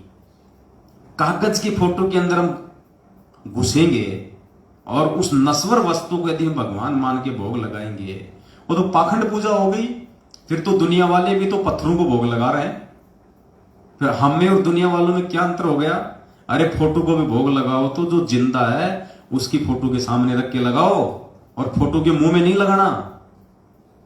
फोटो केवल एक भाव प्रदर्शित करने के लिए है, सतगुरु की पल पल याद दिलाने के लिए है, ताकि हम डरें, हम जागते रहें, हमें याद रहे। कबीरा दर्शन साधु का, मुख पे बसे सुहाग, दर्श होने को होते जिनके पूर्ण भाग। अगर फोटो में यदि हम गुरुजी की देखेंगे तो कम से कम हमें गुरुजी याद आएंगे, गुरुजी की चंद बातें याद आएंगी हमारे को। हमारी इच्छा बनेगी चलो गुरु जी का सत्संग सुन लेते हैं। तो फोटो केवल परमात्मा में भाव बनाए रखने के लिए है। वैसे तो परमात्मा सृष्टि के कण कण में है, वो तो समर्थ है, वो तो चाहे तो फोटो में प्रकट हो जाए, लेकिन फोटो भी तो उसी की होनी चाहिए ना। तो हम सत्सेवक भी अगर फोटो के आगे रख के भोग लगाते हैं तो वर्तमान जिंदा कबीर की फोटो के आगे लगाते हैं, दाढ़ी मूछ वाली काल्पनिक हाथ से बनाई हुई फोटो के आगे नहीं लगाते। तो पुण्यात्माओं विचार करो, समझो, समय नहीं मिलेगा ये दोबारा। जैसे सती चढ़े सल ऊपर, जैसे सती चढ़े सल ऊपर, पिया रहो मन भाई, अग्नि देख डरे ना मन में, अग्नि देख डरे ना। हंस हंस चल जाई गुरु से, लगन कठिन है भाई, गुरु से लगन कठिन है भाई। लगन लगे बिन काज न सरता, लगन लगे बिन काज न सरता, जीव पर में हो जाई, गुरु से लगन कठिन है भाई, गुरु से लगन कठिन है भाई। दो दल सन्मुख आण जुटे हैं, दो दल सन्मुख आण जुटे हैं, सूरा लेत लड़ाई, टूक टूक हो पड़े धरती पे, टूक टूक हो पड़े धरती पे, वो खेत छोड़ ना जाई, गुरु से कठिन है भाई, गुरु से लगन कठिन है भाई। लगन लगे बिन काज न सरता, लगन लगे बिन काज न सरता, जीव पर में हो जाई, गुरु से लगन कठिन है भाई, गुरु से लगन कठिन है भाई। आगे पूज्य गुरुदेव जी एक भगत को सतगुरु के प्रति दृढ़ करने के लिए, उसको और ज्यादा विश्वासित करने के लिए परमात्मा क्या उदाहरण दे रहे हैं। दो दल सन्मुख आण जुटे, सूरा लेत लड़ाई। जैसे जैसे लड़ाई होती है, युद्ध होता है, तो कहते हैं दो दल सन्मुख आण जुटे, दोनों सेनाएं आमने सामने खड़ी हों, कहते सूरा लेत लड़ाई। जो सूरवीर होते हैं, जो बहादुर होते हैं, जो पीठ दिखाना नहीं जानते, वो आपस में लड़ाई लड़ते हैं, वो आपस में एक दूसरे के सामने होते हैं। टूक टूक हो पड़े धरती पे, वो खेत छोड़ ना जाई। चाहे उनके शरीर के टुकड़े टुकड़े हो जाएं, लेकिन वो मैदान छोड़ के नहीं भगते, तब जाके वो सूरवीर की वो गति को प्राप्त होते हैं, वो शहीद का वो दर्जा प्राप्त करते हैं। तो यहां परमात्मा एक भगत को यहां पे रख रहे हैं कि दो दल सन्मुख आण जुटे, सूरा लेत लड़ाई। दो दल हैं यहाँ पे, एक इस काल भगवान का और एक इस परमेश्वर का, और सूरा लेत लड़ाई। अब इस लड़ाई को वो लड़ेगा जो सूरवीर होगा। एक लड़ाई तो चल रही है काल भगवान और परमात्मा के बीच में मर्यादाओं को लेके, दूसरी लड़ाई चल रही है इन दोनों के एजेंटों को लेके। काल का एजेंट ये मैनेजमेंट, सतगुरु के एजेंट ये साथ संगत वाले। तो कहते सूरा लेत लड़ाई, जो सूरवीर होगा वो इस लड़ाई को जो है वो लड़ेगा। सूरवीर ही लड़ाई को लड़ सकता है, सच्चा भगत ही ये लड़ाई लड़ेगा, ये ज्ञान आधार की। और किससे लड़ेगा? परमात्मा कहते हैं वज्रबान की बोऊ बाड़ी, सतगुरु संत जीत है राड़ी। परमात्मा ने हमारे को तत्व ज्ञान रूपी ये वज्रबान दिया है, ये अस्त्र शस्त्र दिए हमारे को, ज्ञान आधार। ये तत्व ज्ञान रूपी जो ज्ञान है ये हमारा हथियार है, अस्त्र शस्त्र है। सतगुरु संत जीत है राड़ी हो। अब जो सतगुरु का संत होगा, जो सतगुरु का सच्चा भगत होगा, वो इस राड़ी अर्थात इस राड को, इस झगड़े को, इस फसाद को ज्ञान आधार से वो जीतेगा। तो कहते हैं दो दल सन्मुख आण जुटे हैं, सूरा लेत लड़ाई, टूक टूक हो पड़े धरती पे, वो खेत छोड़ ना जाए, वो मैदान छोड़ के नहीं लगेगा, इस परमेश्वर के मार्ग को छोड़ के नहीं जा सकता। गुरु जी कहते हैं ना कि वो वाणी है परमात्मा की कि 100 काल जग जोड़ी, कौन सी है? पर द्वार छोड़ना जाए। द्वार धनी के पड़े। गुरुदेव कहते हैं द्वार धनी के पड़ा रहे चाहे धक्के धनी के खा, सो काल जग जोड़ ही पर द्वार छोड़ना जाए। तो ये परमात्मा का द्वार, ये परमात्मा का ये रण क्षेत्र है, ये भक्ति मार्ग जो है, जो सतगुरु रामपाल जी भगवान ने हमारे को जो एक सेना के रूप में खड़े किया है, विश्वास करके हमारे को परमात्मा ने काल भगवान की सेना के सामने जो खड़े कर दिया, हमारे को तत्व ज्ञान रूपी अस्त्र शस्त्र देके हमको भगत बना के एक सैनिक के रूप में परमात्मा ने इस युद्ध मैदान में, इस आध्यात्मिक महाभारत में हमारे को परमात्मा ने आज लाखों भक्तों को जो है वो खड़ा कर दिया। अब मालिक कहते हैं कि कौन लड़ेगा ये लड़ाई? सूरवीर लड़ेगा, जो सच्चा भगत होगा वो लड़ेगा। टूक टूक हो पड़े धरती पे पर खेत छोड़ना जाई।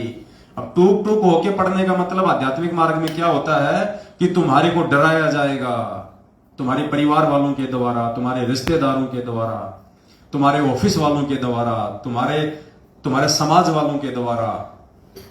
कोई किसी का पति किसी को जो है वो तोड़ने का प्रयास करेगा, डराएगा, धमकाएगा, घर से निकाल दूंगा, मैं निकल जाऊंगा, मार दूंगा, ये कर दूंगा।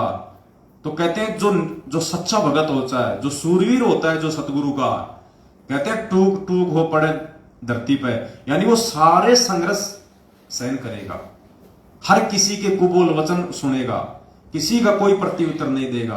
क्योंकि पुण्यात्मा एक सत्संग में परमात्मा ने बताया कि भक्ति मार्ग में सूरवीर वो होता है जो सहन करता है।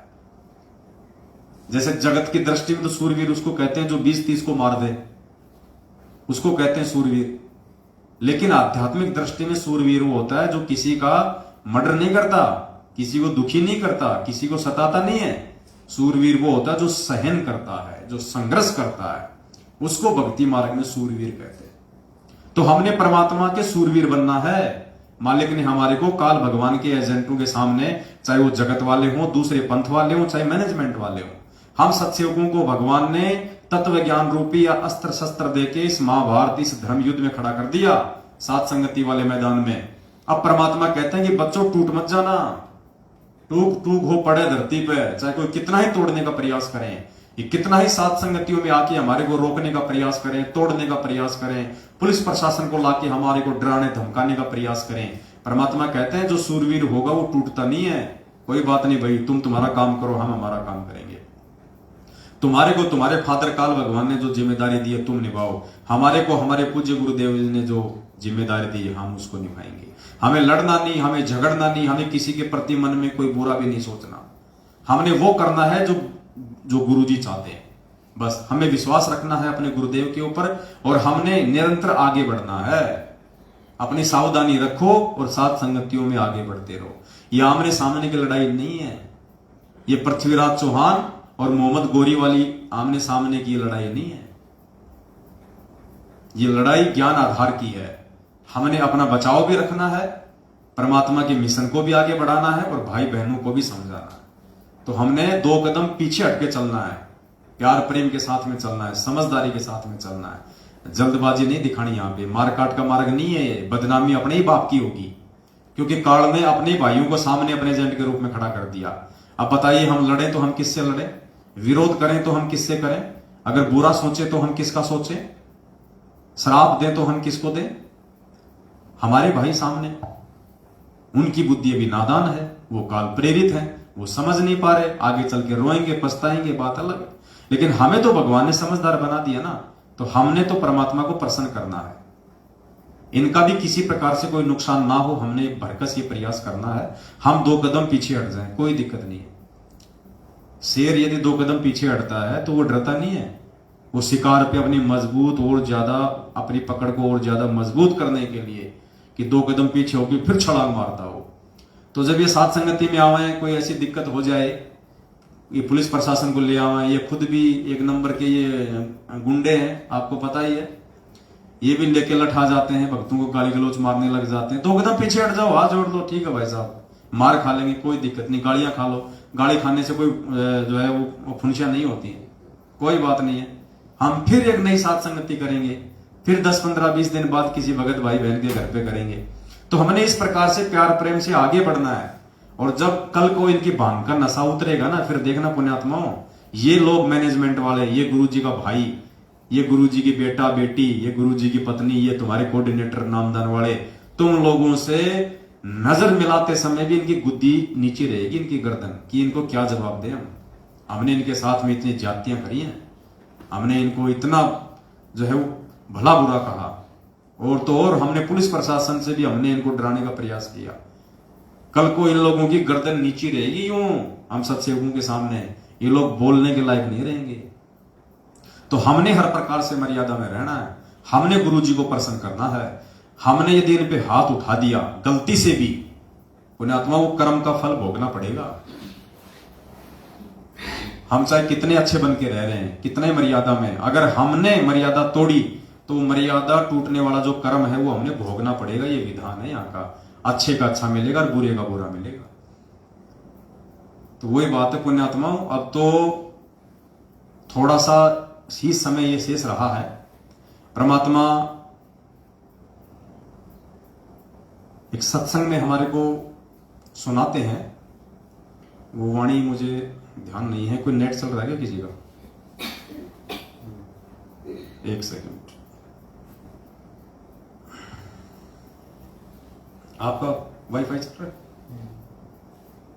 नहीं चल रहा, बंद है। वापस चालू कर, हॉटस्पॉट चालू कर दो। आ ही नहीं रहा, कोई भी नहीं आ रहा।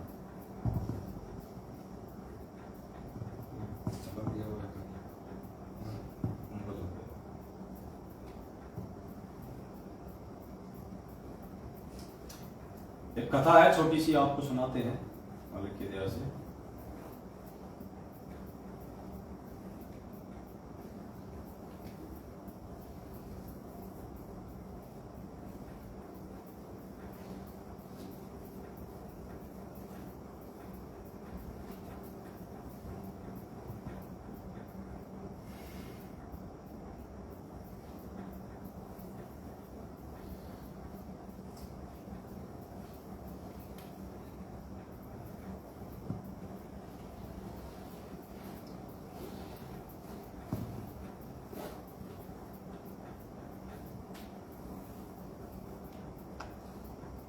एक कथा है पुण्यात्माओं,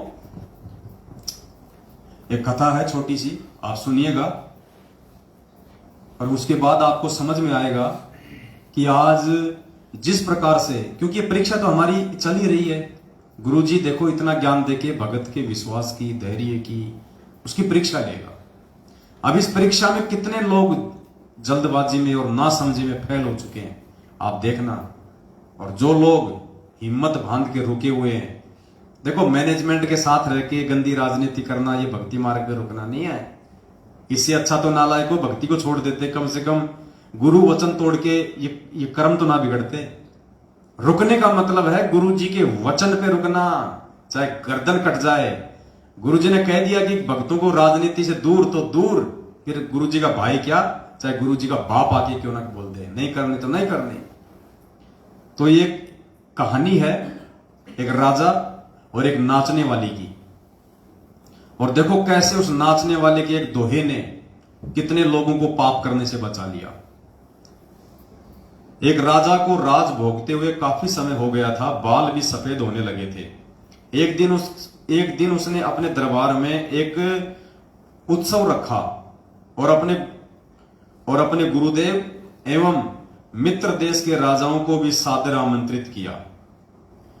उत्सव को मनोरंजन बनाने के लिए राज्य की सुप्रसिद्ध नाचने वाले को भी बुलाया गया। राजा ने कुछ सोने की मुद्राएं अपने गुरुजी को भी दी, ताकि यदि वे चाहें तो नाचने वाले के अच्छे गीत व नृत्य पर उसे पुरस्कृत करें। सारी रात नाच गान चलता रहा। ब्रह्म मुहूर्त की बेला आई, यानी सुबह 4-5 बजे का समय हुआ। नर्तकी ने देखा, उस नाचने वाली ने देखा कि मेरा ढोलक बजाने वाला ऊंग रहा है, यानी उसको उबासी आ रही है, जो ढोलक बजा रहा था उसको नींद सी आ रही है। नर्तकी ने देखा कि मेरा तबले बजाने वाला ऊंग रहा है, उसको जगाने के लिए नर्तकी ने एक दोहा पढ़ा।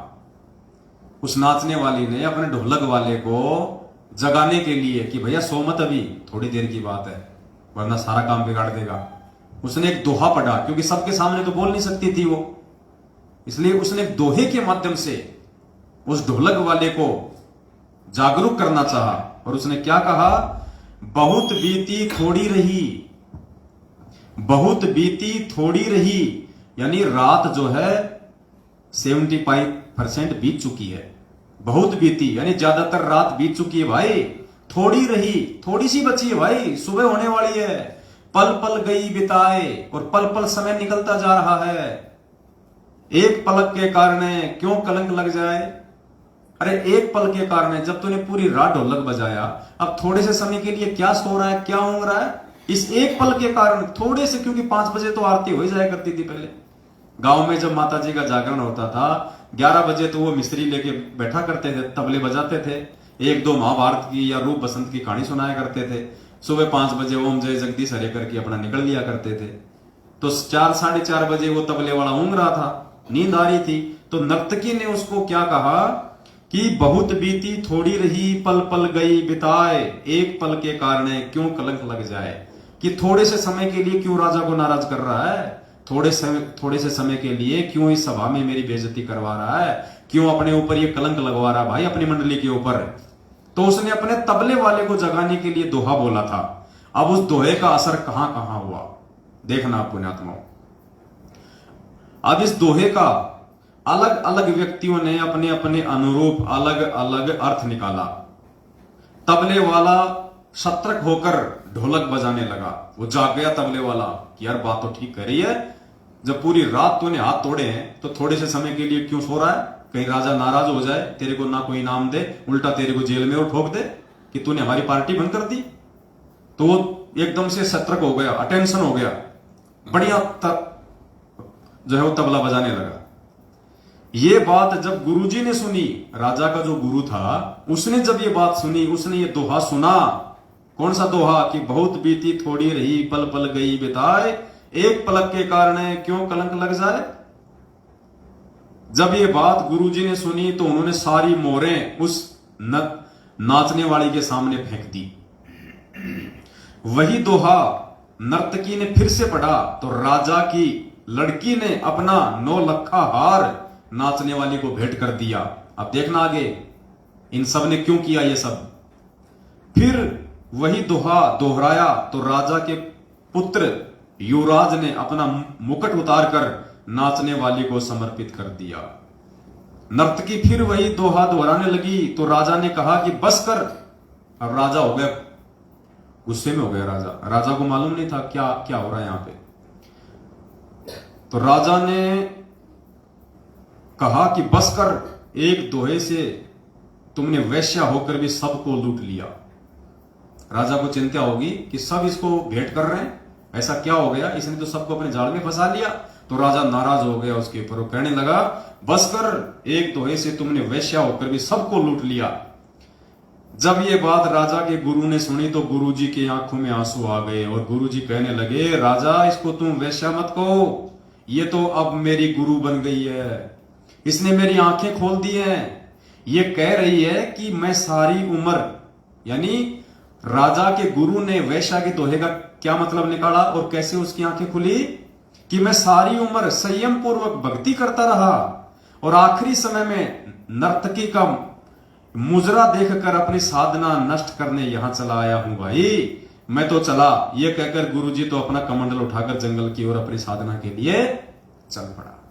यानी उस दोहे का उस गुरु पे क्या असर हुआ कि रे नालायक, तूने बहुत बीती थोड़ी रही और पल पल गई बिताए, कि नालायक पूरी जिंदगी तो तूने साधना की, जंगलों में तूने तपस्या की भगवान प्राप्ति के लिए, और अब लास्ट समय में जब तेरा मोक्ष होने वाला है तो तू ये गंदे नाच देखने के लिए आ गया, अपने कर्म बिगाड़ने के लिए आ गया, तू अपनी भक्ति बिगाड़ने के लिए आ गया। तो राजा को इससे मतलब शिक्षा मिल गई और राजा ने वो उसके गुरु ने वो मोहरें उस नर्तकी को फेंकी और वापस अपनी साधना के लिए चला गया।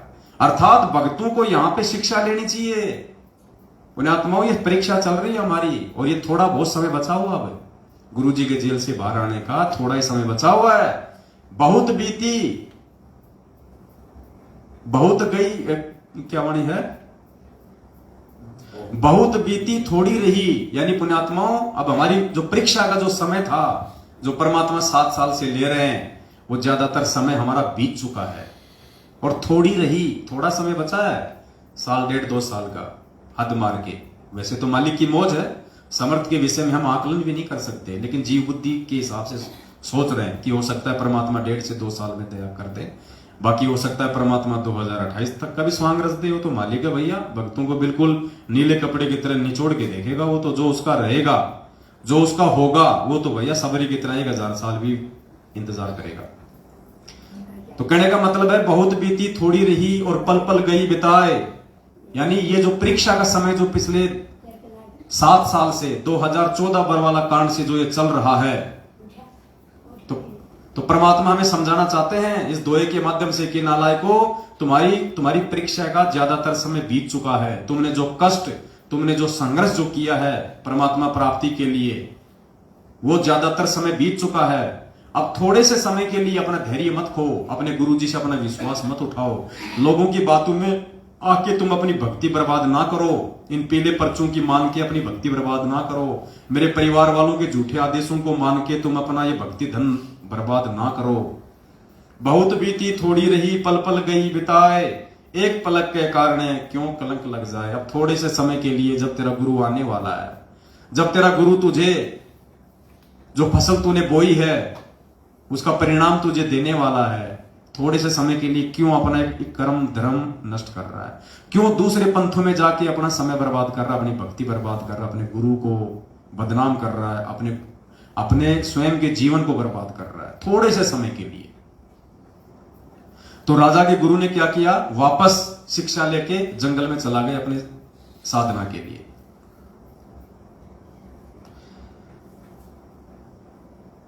राजा की लड़की ने कहा कि पिताजी मैं जवान हो गई हूं। अब राजा की लड़की को क्या शिक्षा मिली, राजा की लड़की ने अपना 9 लाख का हार, 9 लाख रुपए का हार उस वेश्या को क्यों दिया। राजा की लड़की ने कहा पिताजी मैं जवान हो गई हूं, आप आंखें बंद किए बैठे हैं, मेरी शादी नहीं कर रहे थे, मैं आज रात आपके महावत के साथ, यानी जो हाथी चलाता है राजा का, हाथी का ड्राइवर, आपके हाथी के ड्राइवर के साथ भागकर अपना जीवन बर्बाद कर रही थी। लेकिन इस नाचने वाली ने मुझे सुमति दी, मुझे सद्बुद्धि दी कि जल्दबाजी मत कर, कभी तो तेरी शादी होगी, क्यों अपने पिता को कलंकित करने पे तुली हुई है।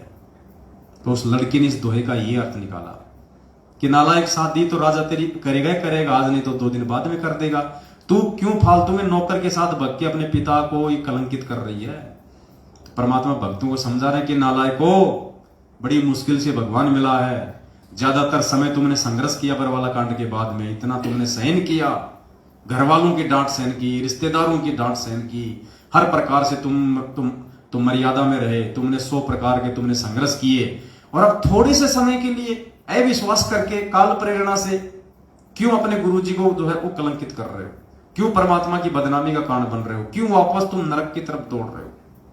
तो राजा की लड़की ने इसका ये निकाला अर्थ। युवराज, राजा का लड़का, उसने क्यों अपना मुकुट उतार के उसके चरणों में रख दिया। युवराज ने कहा पिताजी आप बूढ़े हो चले हैं, फिर भी मुझे राज नहीं दे रहे थे, मैंने आज रात ही आपके सिपाहियों से मिलकर आपका मर्डर करवा देना था, लेकिन इस नाचने वाली ने समझाया कि रे पगले, आज नहीं तो कल आखिर राज तो तुझे ही मिलना है, क्यों अपने पिता की खून का कलंक अपने सिर पर ले रहा है, धैर्य रख। पुण्यात्माओं, एक दोहे ने कितनों का जीवन बदला। तो ये जो वैश्या का जो ये दोहा था, ये नर्तकी का जो दोहा था, पुण्यात्माओं ये सात संगति है। ये दोहा है ना, ये नर्तकी का, ये सात संगति है। इस सात संगति को कितनी आत्माओं ने समझाया है, इस सात संगति ने कितनी आत्माओं को सुलझाया है। जो बरवाला कांड के बाद मैनेजमेंट की हरकतों से गुरुजी में दोष देख के जो भक्ति छोड़ चुके थे, आज हजारों की संख्या में लोग वापस भक्ति से जुड़ रहे हैं। आज वर्तमान में जो हमारे नए नए भगत भाई बहन जुड़ रहे हैं फर्जी नामदान केंद्रों से, या जिन्होंने ऑनलाइन नाम दीक्षा ली थी कोरोना काल में, और ज्ञान ना सुन पाने के चलते, मर्यादाओं की पूरी तरह से जानकारी ना हो पाने के चलते, जो अपनी मर्यादाओं को तोड़ रहे थे, जो गुरुजी के भगत होने के बावजूद भी गुरुजी के विरुद्ध ही जो है भक्ति मार्ग की वो क्रिया कर रहे थे, उन आत्माओं ने जब से वीडियो देखे सात संगति के, तो वापस वो अपनी क्रियाओं को ठीक कर रहे हैं, परमात्मा को प्रसन्न कर रहे हैं, सात संगतियों से वो जुड़ रहे हैं। कितनों का परमात्मा ने जीवन संवारा है सात संगतियां शुरू करवा के, क्योंकि सात संगति ही मोक्ष का अंतिम द्वार है।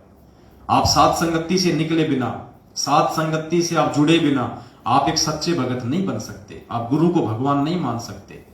तो सात संगति उस नर्तकी का दोहा है, जिसको जो व्यक्ति जिस तरीके से लेना चाहे वो ले सकता है। उस पूरी भरी सभा में 3-4 लोगों ने ही शिक्षा क्यों ली? बाकी भी तो देश विदेश के राजा लोग बैठे थे, मंत्री लोग बैठे थे, सिपाही भी तो बैठे थे जिनके साथ मिलकर मर्डर करना था उसके लड़के ने। उन सिपाहियों के तो दिमाग में आई नहीं ये बात। तो ये आएगी उनके दिमाग में, जो अधिकारी होंगे, जो परमात्मा के होंगे, जो अच्छी आत्मा होंगी, वही आत्माएं बरवाला कांड को समझ पाएंगी, परमात्मा के जो है उद्देश्य को समझ पाएंगी और सात संगतियों के मकसद को समझ पाएंगी। और वो पुण्यकर्मी आत्मा, वो अधिकारी हंस ही सात संगति से जुड़ सकते हैं, बाकी लोग नहीं जुड़ सकते।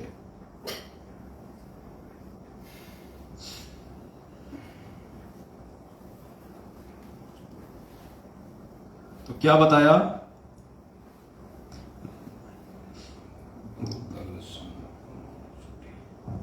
दो दल सन्मुख आण जुटे हैं, सूरा लेत लड़ाई, टूक टूक हो पड़े धरती पे, वो खेत छोड़ ना जाई, गुरु से लगन कठिन है भाई। तो कोई सूरवीर भगत होगा जो सतगुरु रामपाल जी भगवान के हिसार जेल से बाहर आने तक इस भक्ति रूपी मैदान में मर्यादाओं के साथ में डटा रहेगा। देखो पुण्यात्माओं, डटने को तो गुरु जी का परिवार भी डटा रहेगा, वो कोई गंगा जी नहीं जा रहा।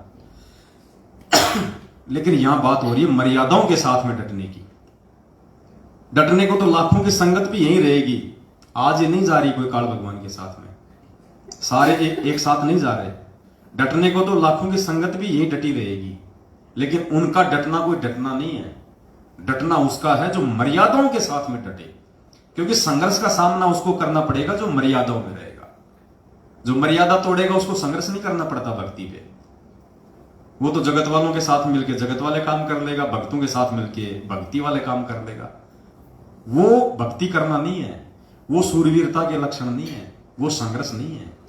संघर्ष है गुरु जी के वचन पे तुम्हारे सामने एक सारनाम रूपी, एक फर्जी सारनाम रूपी रोटी का टुकड़ा फेंक दिया और लाखों कुत्ते दौड़ पड़े और एक टुकड़े पे। बताओ, मालिक का कोई आता पता ही नहीं। अब पता नहीं उस रोटी के टुकड़े के बहाने कोई मांस का टुकड़ा डाल रहा है या कोई क्या डाल रहा है। लाखों लोग दौड़ पड़े बस उस टुकड़े को देख के। अरे भगवान पे विश्वास किया होता, गुरु जी पे विश्वास रखना चाहिए था कि सार नाम लेंगे तो हम हमारे गुरु जी से लेंगे। कहां तुमने विश्वास किया? इसलिए तो कह रहा है बहुत बीती थोड़ी गई, पल पल गई बिताए, एक पलक के कारण क्यों कलंक लग जाए। तुमने तो धैर्य खो दिया, इतना समय तुमने बिता दिया था और थोड़े से समय का तुम इंतजार नहीं कर सके। वो फर्जी सारनाम की दौड़ में तुम लग गए लाइन में, तुमने अपना कर्म धर्म नष्ट कर लिया, बर्बाद कर लिया। परमात्मा धैर्य की तो परीक्षा ले रहा था। अरे परमात्मा हमारे शील, संतोष, विवेक और धैर्य की तो परीक्षा ले रहा है कि नालायकों को मेरे ऊपर विश्वास भी है या नहीं है, इनको धैर्य भी है या नहीं है, कि गुरु जी पता नहीं आएंगे या नहीं आएंगे। डबल डबल उम्र कैद की सजा हो गई, गुरु जी तो छूटने नहीं है, ले लो सार नाम, कहीं ये और ना मिले। हो गए फेल। अब उस सार नाम की बना के पुंगी अपनी जेब में डाल लो या बच्चों को दे देना, बजाते रहेंगे। आए दिन मर रहे हो सारनामी, आए दिन अकाल मौत मर रहे हो, सारनामी ज्यादा मर रहे हैं जो रोहतक से लेके आए थे। तुमसे अच्छी तो वो ढोलक वाला था जो जाग गया, वो राजा का लड़का था जो जाग गया, वो गुरु था जो जाग गया, वो लड़की थी जो जाग गई। और तुम मूर्ख परमात्मा से तत्व ज्ञान लेने के बाद भी ठोकर खा गए, तो तुम एक संभालने वाला फिर कौन है धरती पे भाई? जो भगवान से सद्बुद्धि लेके ठोकर खा रहा है उसको संभालने वाला दुनिया में कोई नहीं है। फिर अब तुम वही पाओगे जैसी तुम्हारी करनी है। जो तुमने बोया है गुरु जी के जेल जाने के बाद तुम वही काटोगे। मैनेजमेंट ने गेहूं बता के तुम्हारे को भांग का बीज दे दिया।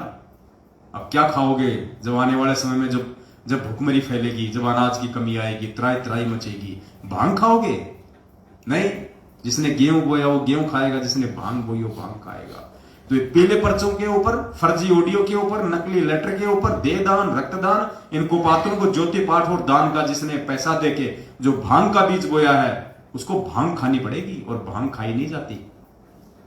भांग से पेट नहीं भरता, भांग खाओगे उल्टा और नशे में हो जाओगे। तो तुमने तो भाई अपने जो बचाव का एकमात्र रास्ता था उस विनाशकारी समय में भाई 90% भक्त तूने खो दिया। जगत की फिर भी भगवान रक्षा करेगा, क्योंकि जगत तो नादान था, उसको पता नहीं था। तुमको सारे हथियार देने के बाद भी तुमने लड़ाई क्यों नहीं लड़ी? भगवान ने तुम्हारे को तत्व ज्ञान रूपी मर्यादा रूपी हथियार दे दिए, फिर भी तुम निहत्थे बन के क्यों खड़े रहे? जवाब देना पड़ेगा।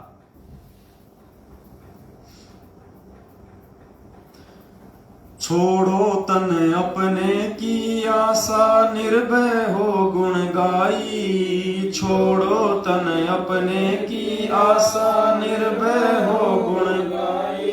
कहत कबीर सुनो भय साधो, नहीं तो जन्म जात नसाई। गुरु से लगन कठिन है, गुरु से लगन कठिन है भाई। लगन लगे बिन काज न सरता, लगन लगे बिन काज न सरता। जीव पर ले हो जाई, गुरु से लगन कठिन है भाई। गुरु से लगन कठिन है भाई। क्या करें पूज्य गुरुदेव जी? छोड़ो तन अपने की आशा, निर्भय हो गुण गाई। कहत कबीर सुनो भय साधो, नहीं तो जन्म जात नसाई। तो परमात्मा कहते हैं भाई ये सारे आडंबर पाखंड हैं और अपने ये मरने मारने की जो भी आशा है ना, ये सब छोड़ दो। परमात्मा कहते हैं जिस मरने से जग डरे मेरे मन आनंद, कद मरूं कद पाऊं पूर्ण परमानंद। तो संगत को 90% संगत को तो दस्त हो रहे हैं। क्यों दस्त हो रहे हैं? कि आए दिन हमारे साथी मर रहे हैं, आए दिन।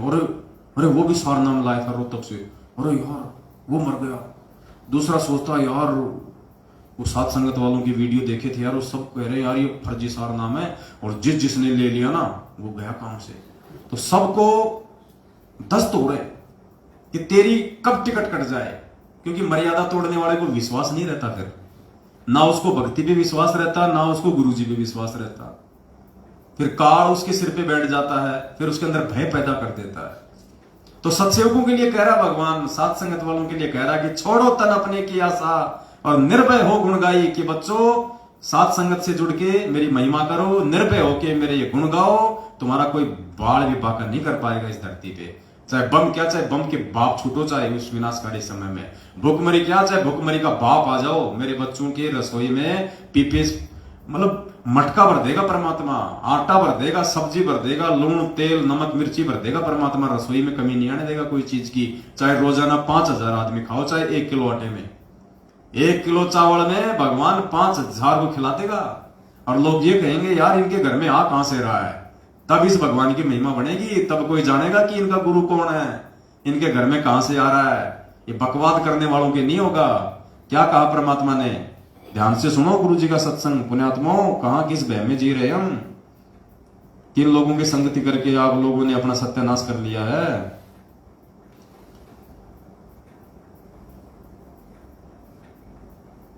देखो क्या कह रहे हैं गुरु जी। परमात्मा अंतर्यामी उस विनाशकारी समय की एक झलक बता रहे हैं परमात्मा पहले ही। और क्या कह रहे हैं? ध्यान से सुनना। गुरु जी कह रहे हैं उस समय अगर तुम्हारे घर में 2 दाने नहीं होंगे तो परमात्मा सुबह आटे का मटका भर देगा। 2 दाने नहीं होंगे और आटे का मटका भर देगा, पिसा पिसाया।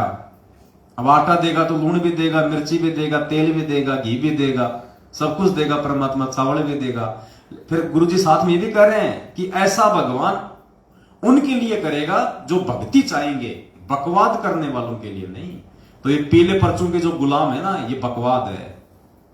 ये पीले पर्चों की जो गुलामी करते हो ना आप लोग, मैनेजमेंट की गुलामी, कोऑर्डिनेटर की गुलामी, रक्तदान, देहदान, ज्योति पाठ का पैसा, काल्पनिक फोटो को भगवान मान के उसका प्रकट दिवस मानना, ये बकवाद में आता है। सुनो, अंतर्यामी परमात्मा ने पहले इशारा कर दिया आने वाले समय में क्या होगा। जैसे बार बार आपको कथा सुनाता है कि जिस समय परमात्मा के नाम से झूठी चिट्ठी लिखती थी कबीर जी के नाम से, 18 लाख प्राणी साधु संत आगे थे। उस साधु संत कौन थे, घर छोड़कर जंगलों में अपने गुरुओं के पास भक्ति के लिए, भगवान के लिए भटक रहे थे, वो उनकी विशेष प्यारी आत्मा थी। अब वहां उन 18 लाख को 3 दिन तक झोंपड़ी में बैठे गरीब जुलाई ने, वो तो भगवान थे, लीला कर रहे थे, 3 दिन तक उनको वो भोजन खिलाया जो कभी सुना भी नहीं था उन महापुरुषों ने, भक्तों ने, साधुओं ने। और सोना की मोहर दी और 2 हरदी और छक्के हलवा पूड़ी कचौड़ी जलेबी छक छक खावत अच्छा बखावा जन्मा का भूखे मरे तिंदरे बुगड़े खानिए थे होते। तो उनके लिए जब ये लीला कर दी, पृथ्वी का माल भी नहीं था, सतलोक से ले दिया जाता है। तो आने वाले समय में जैसे जनसंख्या बढ़ रही है, 100 वर्ष के बाद क्या खाएंगे ये, अगर ये माहौल नहीं बदलाते। फिर भगवान व्यवस्था करेगा, आपके घर में 2 ताड़े होंगे, तड़का भरा पाओगा, मटका पिप्पा भरा पाओगा, टेगा, इस तरह कर देगा दाता आपके लिए। लेकिन भक्ति करवाने के लिए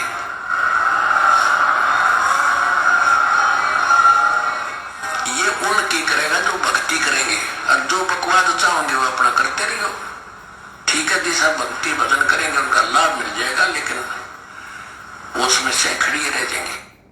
तो ये चमत्कार गुरुजी कह रहे कि परमात्मा उनके लिए करेगा जो भक्ति चाहेंगे, जो बकवाद चाहेंगे उनके लिए नहीं। वो बकवाद करते रहो अपन, फिर जैसा उनका संस्कार है वैसा ही उनको मिलेगा। सुख तो सुख, दुख तो दुख, मृत्यु तो मृत्यु, जीवन तो जीवन। तो पुण्यात्मा आज भक्ति कौन कर रहा है? परमात्मा आज भक्ति किससे करवा रहा है? सत्सेवकों से, सात संगत से जुड़े हुए भाई बहनों से। आज मर्यादाओं में कौन चल रहा है? सात संगत से जुड़े हुए भाई बहन। इन पीले पर्चों को अपना गुरु मान के कौन नहीं चल रहा? हम सत्सेवक नहीं चल रहे। ये बकवाद है, ये भक्ति मार्ग में नहीं है। ऐसे आंख बंद करके कागज के टुकड़े पे तुम विश्वास करके कि ये गुरुजी का आदेश है। काल ऐसे ठगेगा, त्रिकुटी पे ऐसे ठगेगा, वहां भी तुम ऐसे ही अंधविश्वास करोगे। एक दिन में गुरुजी कहते हैं तुम कोई मास्टर नहीं बन जाओगे, यहाँ पे रिहर्सल हो रही है। आज यदि तुम इतना ज्ञान लेके अंधे होके और एक कागज के टुकड़े पे विश्वास कर रहे हो कि गुरुजी का आदेश है, कल को ये काल तुम्हारा कोऑर्डिनेटर बन के खड़ा हो जाएगा वहां और बोल देगा पीड़ा पर्चा आ गया, गुरुजी का आदेश है, 2 साल बाद चलेंगे सतलोक, अभी नहीं चलेंगे। तुम क्या करोगे? मना ही नहीं कर सकते, वापस आओगे। क्यों? क्योंकि आज तुम्हारी वो ही रिहर्सल हो रही है। जब आज तुम विरोध नहीं कर रहे, आज तुम ज्ञान आधार से ये विवेचन नहीं कर रहे, तो कल को वहां जाने के बाद भी नहीं करोगे। क्योंकि गुरुजी कहते हैं जब शरीर छूटेगा ना तो मालूम थोड़ी चलेगा कि तुम मर गए, तुम त्रिकुटी पे जा रहे हो या तुम सत्संग में जा रहे हो। ऐसे सोचोगे मैं तो गुरुजी के सत्संग में जा रहा हूं, और सामने से आ गया आपका देशराज मान पहन के टोपी, वर्ल्ड कोऑर्डिनेटर। जब तुम छोटे छोटे कोऑर्डिनेटरों का आदेश मान रहे हो तो बड़े के तो मानोगे, और काल उसी का रूप बना के खड़ा हो जाएगा, बोला चलो आदेश हो गया गुरुजी का, 2 साल बाद आएगा विमान तब चलेंगे। 2 साल में तो काल तुम्हारे को गधा बना के छोड़ देगा। तो परमात्मा कहते हैं मालिक उनके साथ ये चमत्कार करेगा जो भक्ति चाहेंगे, जो बकवाद चाहेंगे उनके साथ ये नहीं होगा। तो पुण्यात्माओं, बस ये छोटा सा एक संदेश था जो परमात्मा ने प्रेरणा की। तो सभी भाई बहनों ने मिल बैठ के आप जीव के साथ एक छोटी सी सत्संगति कर ली। आगे भी परमात्मा समय देते रहेंगे, मौका देते रहेंगे, दया बख्शते रहेंगे, तो हम सभी भाई बहन आपस में मिलके छोटी छोटी ये ज्ञान गोष्ठियां, क्योंकि देखो परमात्मा के वचन के अनुसार आने वाले समय में ऐसा ही होना है। देखो जो मैनेजमेंट वाले भाई बहन ना, वो तो बहुत पीछे छूट गए। तुम तो हमें जिंदगी में नहीं पकड़ पाओगे।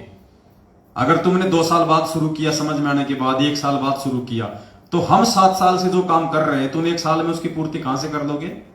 तो तुम तो बहुत पीछे रह गए भाई लोगों, तुम तो बहुत पीछे रह गए। और सौभाग्यशाली है वो आत्मा जो कई वर्षों से साथ संगतियों से जो जुड़ी हुई है, एक रस। बाकी तो लोग आंधी की तरह आते हैं, 4 दिन बाद तूफान की तरह भाग जाते। वो सोचते हैं वहां तो कोई पद मिलेगा, यहां कोई पदवाद नहीं मिलता भाई। यहां तो अगर भगत बन के रहना है, दास बन के रहना है तो रहो। यहां कोई कोऑर्डिनेटर, कोई संभागीय कोऑर्डिनेटर, कोई सेवादार, कोई ये नहीं है।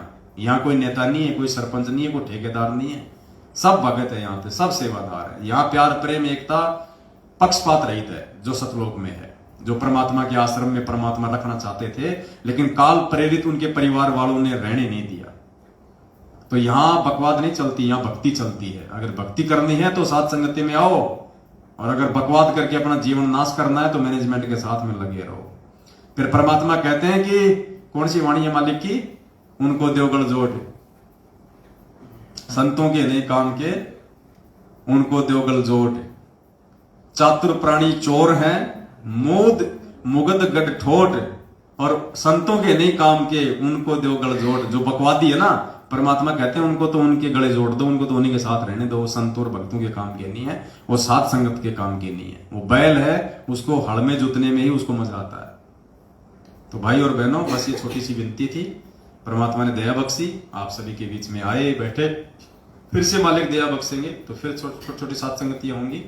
और इन सात संगतियों का मकसद है हम कुछ सीखें, समझें, परमात्मा के प्रति अपने विश्वास को बढ़ाएं और मर्यादाओं में रहें और परमेश्वर की भक्ति में आगे बढ़ के गुरु जी को प्रसन्न करें।